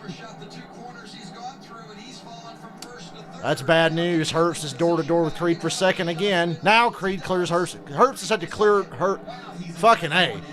I can't keep up. Creed's had to clear Herbst twice on this lap to get back to second. Rhodes is driving his tail off right now. He's leaving them. They've both missed corners, but when Creed missed turn 1, he missed it way worse than Rhodes, and it cost him. I thought his good restart was enough, but he was pretty timid going to 1, and it let Rhodes get to his bumper and put him out of the way. Didn't wreck him, but run him out of the way. Crafton up to third, side by side with Herbst. And there's Nemechek. Nemechek's looking for a way around both of them for third. I'm telling you, man, Nemechek might win the race. Two-car tandem. He just shoved Herbst to Crafton and shot the Herbst inside going to the bus stop. Nemechek might win this race. If Creed can get to Rhodes, he's got a strong chance. I don't know if Creed's going to get to Rhodes, though. Rhodes is pretty far out there. Oh, my God. Rhodes is driving away. God. 20 truck lengths. Yeah, 1 lap to go. I'd say this is Rhodes' race unless he fucks it up. Unless Rhodes blows it, he's got it. The only guy that's going to beat him is himself. Creed's going to have to try to hold off Nemechek for second. 1 to go. Lassard just got spun through the chicane. Why? Why is there a caution? Oh, fuck you, NASCAR. They threw a caution as soon as the white flag came out. So Rhodes wins. Rhodes wins. What a stupid ending to a fucking dumbass race. So Ben Rhodes wins. Got to complete this last lap under caution. God. That's fucking stupid. Huge. 100 feet from having a victory at Daytona, and now Ben Rhodes has to Creed didn't even get a chance to run him down on the last lap. Hell, Nemechek had a chance. We know Creed's close. Can these guys make it? Wow. Oh, well. Austin Wayne Self stopped against the outside wall on the back straightaway. Hey, Derek Kraus, top 10. Kaz Gralla, 5th. That's according to scoring, anyway. How? Never mind. These fuckers can't complete 2 laps now on this damn track. Here's the contact. Todd Gilliland spun out Austin Wayne Self. You know, NASCAR, they don't have a choice. They're going to come racing back to that chicane. Nemechek was charging, dude. If they throw that caution a good 30 feet before start finish, Nemechek's going to win the race on another overtime. I'm telling you right now. Why couldn't that caution have come out before they hit the white flag? Why? They waited an awful long time to throw that damn caution, didn't they? Unfortunately, for Ben Rhodes, they threw it about 2 seconds sooner than he needed them to. It's over. Under caution for the 8th time tonight. That is a road course record in this series. Jet Nolan goes around in the 44. So wait a minute. Nolan, by the way, just a 17-year-old making his debut. I could have swore he took the white flag when the caution came out. Late model background from down here in the I could have swore he took the white flag. Run, 6 or 7 races this season. I was so lost in my anger because I assumed that's what happened. I was so mad I couldn't see past my own bullshit. Well, I bet you they make it. I bet you don't make another lap before another caution. If anything bad can happen, I just assume it happens. Ben Rhodes was leading. I saw caution at the white flag, and I'm like, great, race over. Al Neese's number 44. Been a rough night a bit for Al and his team. What a fucking caution. That was like feet before the finish line. White flag, and then the caution would have come out. Rhodes would have been declared the winner. How close is this, though? Look at this. How can you... Ben's thinking victory at Daytona, right? Come into the white flag. Look at that. He's right there at the white flag. You see why I thought the white flag had come out? No, they're going to put it behind the back. And Oh, Nemechek's going to win this race. Look at that. You never see a caution that close to start finish unless it's the last lap at Talladega. None. Let's see what happens. What are these guys thinking? The fuck? That's why I was insisting they got that wrong. I'm like, dude. I've actually with Ben Rhodes on that one. That's kind of fucking dumb. They're not going to say something they're going to like. No, probably not. The white was in the hand. Nemechek's going to win the race.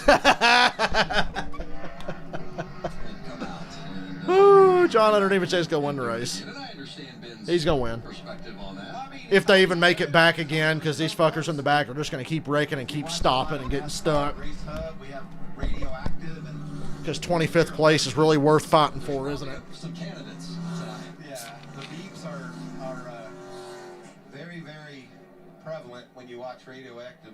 We talked to Johnny Sauter the other day about the beeps, and I said, could you, instead of saying beep every time you get back, just say feathers, maybe. That'd be fun. You scared me. Feathers. The fact That was like Jeff Gordon 2010 Richmond bullshit right there. There was like 2 races in 2010 where Jeff Gordon had a big lead. No, Martinsville 2010. The Martinsville race that got put on Monday in 2010, Jeff Gordon is coming off turn 4 to the white. The starter had the white flag in his hand as Jeff Gordon's coming off turn 4 at Martinsville, and then the caution hits. And then Gordon gets run over by Matt Kenseth. And then Denny Hamlin and Joey Logano on 4 fresh tires pass both of them while that's going on. Denny and Joey came from like 8th and 9th on the last 2 laps at Martinsville because Kenseth and Gordon were wrecking each other again. this truck is so fast, Vince. And That's like the only other time I can remember a caution coming out that close to start finish. you know, you almost want to make. I'm sure it happens in ARCA a lot, but who gives a shit about ARCA? When Riley Herbst was in 3rd, he was our favorite. Well, this is a faster truck, so maybe John Hunter's the guy to watch. This is We'll be here all night. NASCAR. I was ready to fucking go.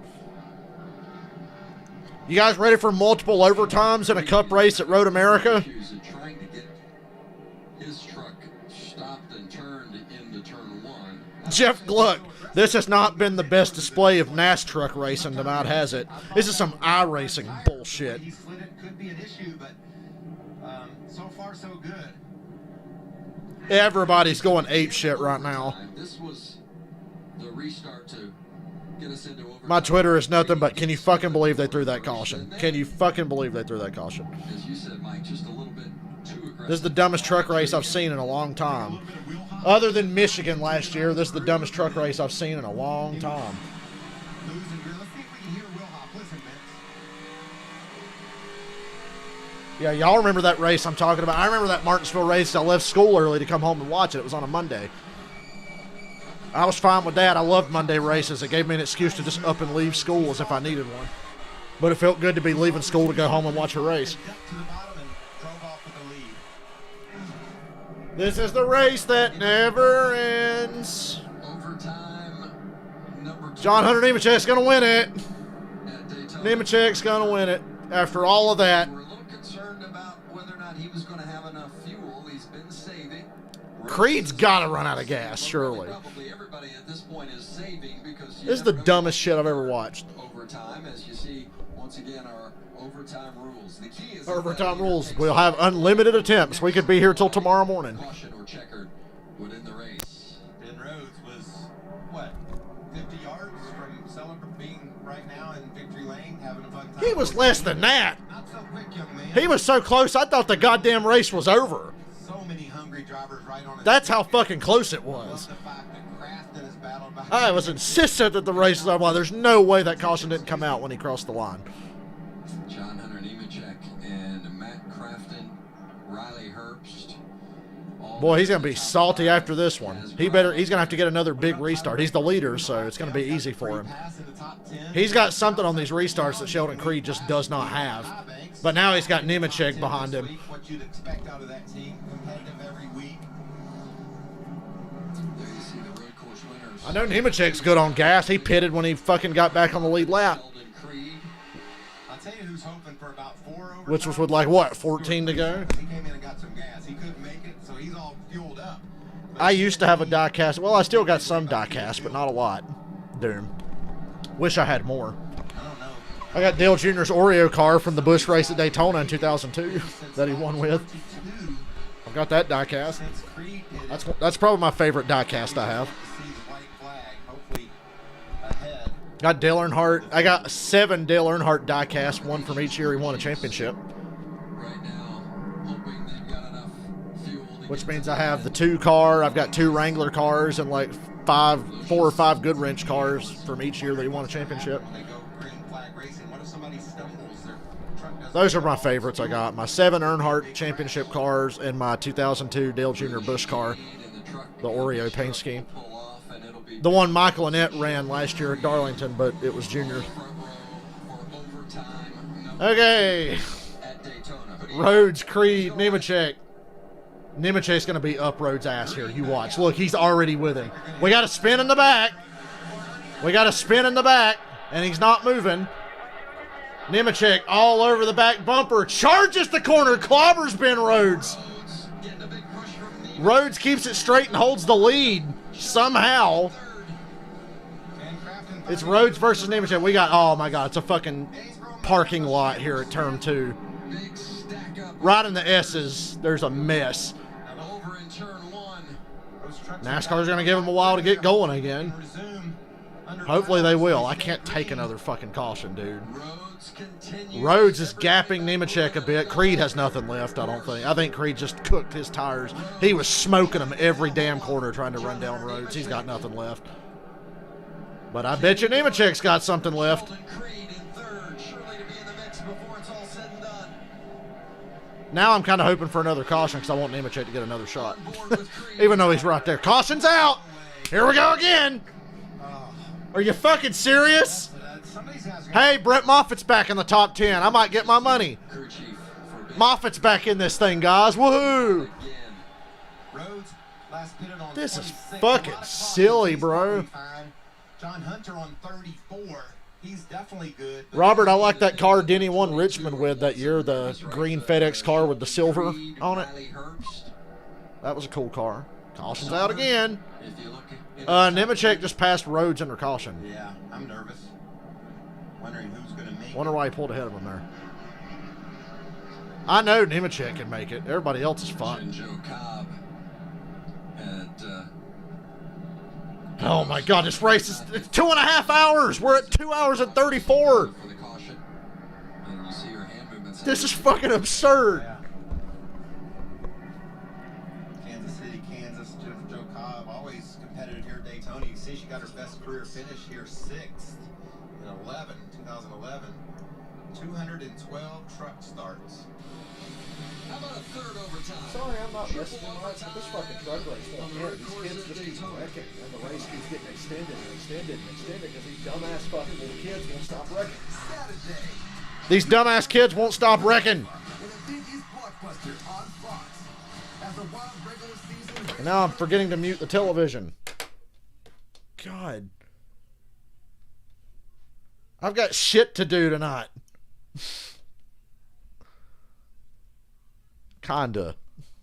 Then I gotta fucking work in the morning, dude. Why? It's fucking Saturday. Leave me alone. It's gonna be Saturday. Leave me alone.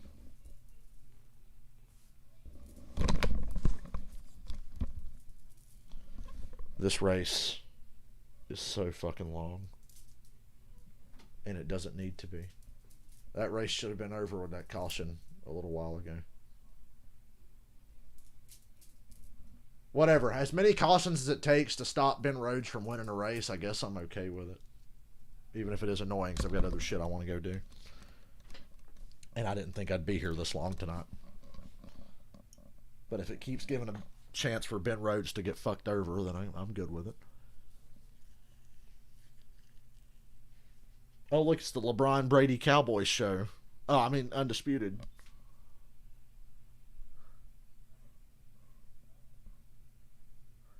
Guess at least LeBron James and Tom Brady are relevant to the games they play. Can't say so much about the Cowboys, but, you know.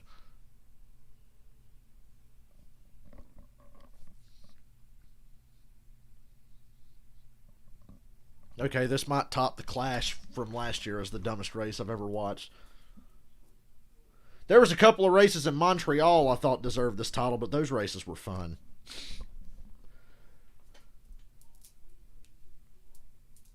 That one where, wasn't it Boris Said that just completely fucking choked the last corner in Carl Edwards' one? Was it Boris Said or was it Max Pappas? No, it was... Fuck, it's been so goddamn long. It was some road course guy, goddammit. It's been like 10 years. I can't remember. For time, this is how close Ben Rhodes was to winning this race early. Ambrose. It was Marcos Ambrose, not Boris Said. And the caution... The Clorox car, Marcus Ambrose. The caution superseded the white flag. Nobody gave away more wins on road courses than Marcus Ambrose. Overtime, period. And some frustration. Johnny Saunders on pit road. Threes, you see some As we get ready for our third overtime. Top him off. At least he can make it to the end. Whenever the end may be. Ladies and gentlemen, welcome to part 2 of the 24 hours at Daytona. NASCAR Truck Series edition. We're going green this coming lap, I do believe. From the 99 at Ben Rhodes. Rhodes again on the radio.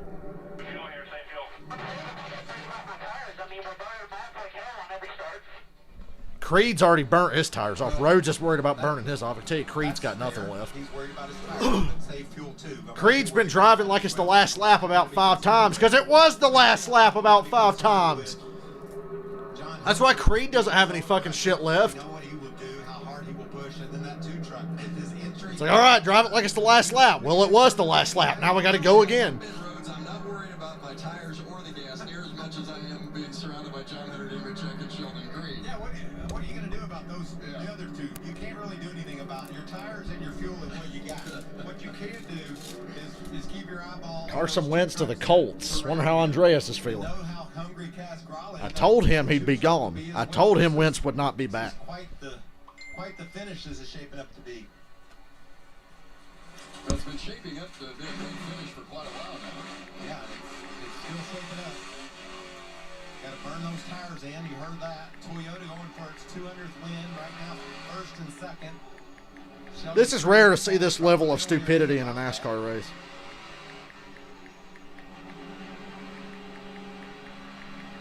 Cass Gralla has won in the Camping World Truck Series before, once, and he did it here. Yeah. At Daytona on the Oval, 2017, the season opener. Where's John Hunter Nemechek?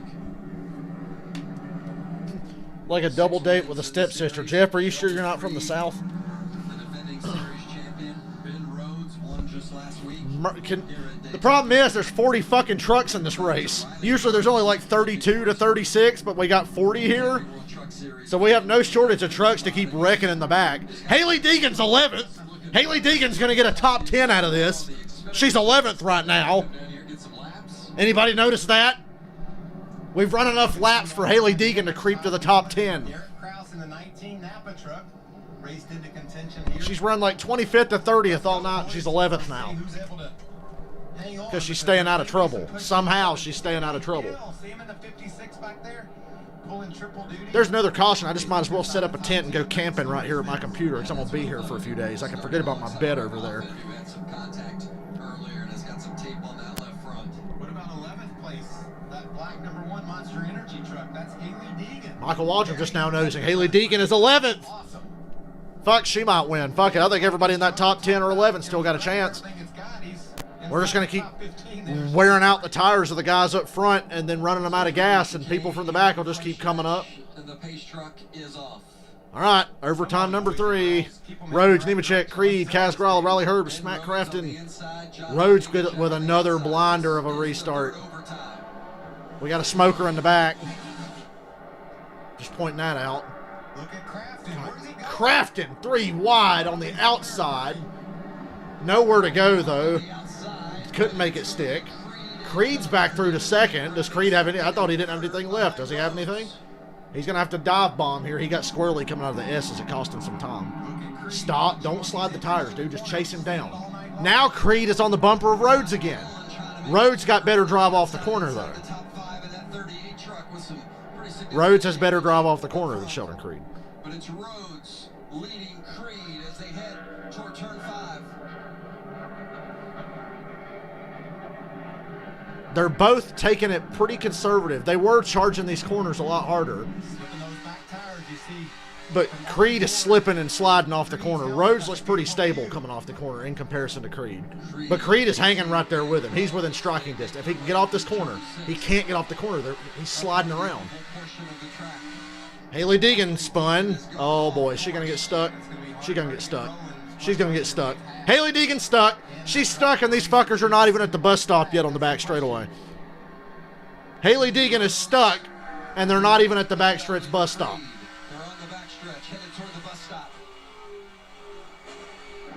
I'm just waiting for the caution. Ooh, Ben Rhodes had a moment in the chicane. Creed is closed back up on him again. No caution yet. I think Rhodes' drive off the corner is good enough to hang on here. That's his big advantage. Drive off the corner. Neither of these guys can charge the corner now. They've got nothing left.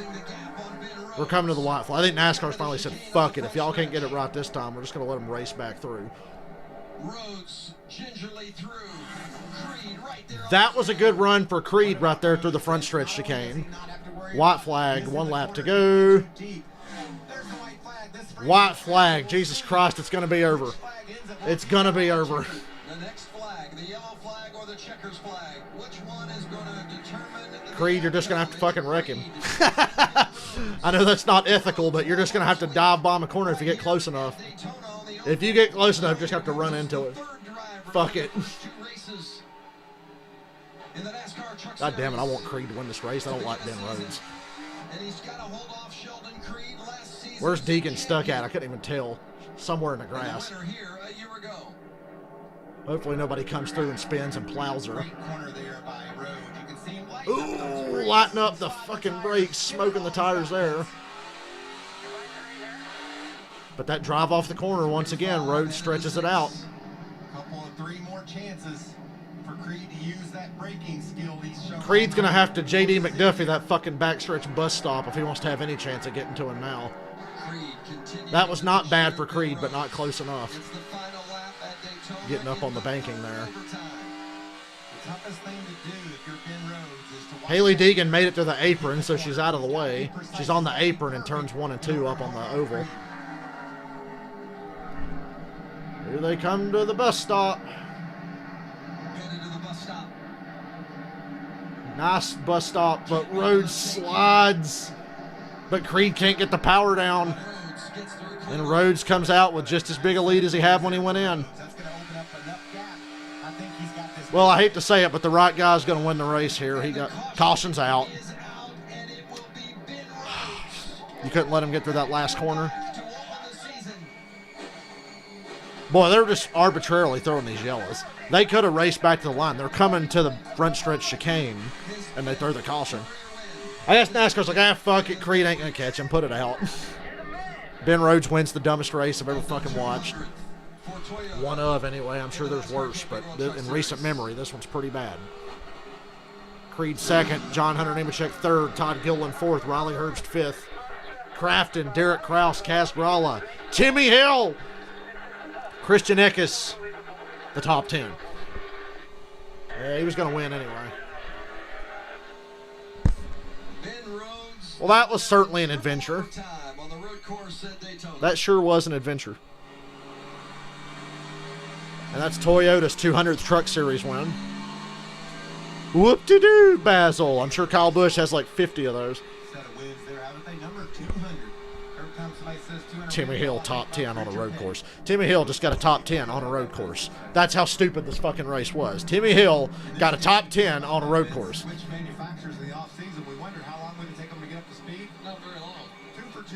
Creed somehow made it on fuel.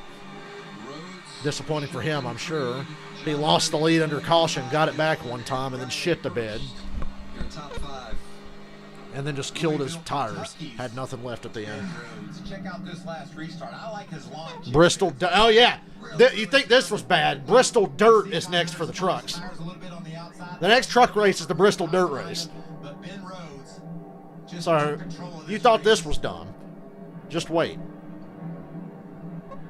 And really, it just gave him a little bit of pace. Restarts won Ben Rhodes this race. Didn't overdrive. He was very good on restarts. I can't tell you, Vince. Oh, it's Vegas? They race at Vegas? For Rhodes. Oh, wait, Kyle Busch is in that, ain't he? Well, fuck him. He knows he's got If Kyle Busch is in it, I won't stream that race. Because why bother? You see this level of talent on display tonight? What do you think Kyle Busch is going to do if he's in the truck race at Vegas? From the visor cam of Sheldon Creed. Thank you, Lori. Into turn one. I don't know why. I don't know why I watch this.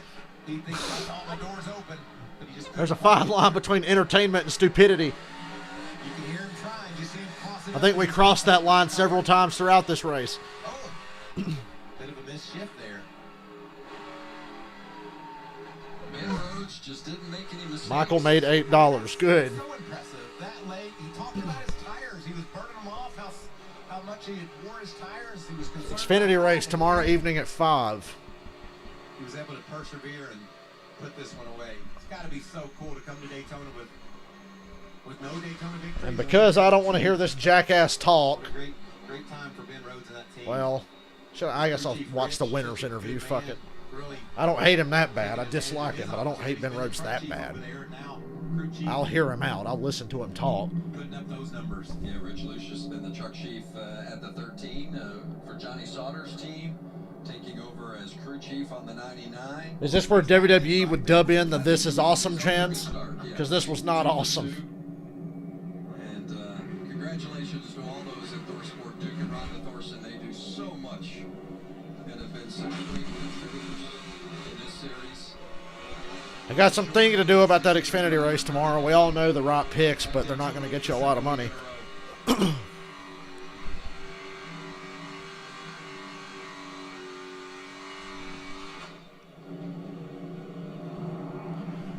David Land, this is your reminder that Ben Rhodes could theoretically win every race but Phoenix and still lose the championship. Do a nice smoky burnout here at the start finish line. Here he comes out of that truck. Fans are waving and cheering him on.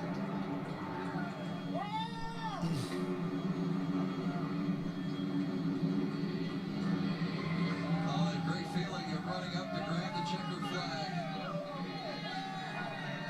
Second week in a row he's been able to do it. Okay, fuck Ben Rhodes. I don't want to hear his interview. Well, thanks for coming along for the ride. And, God, let's hope for better things tomorrow.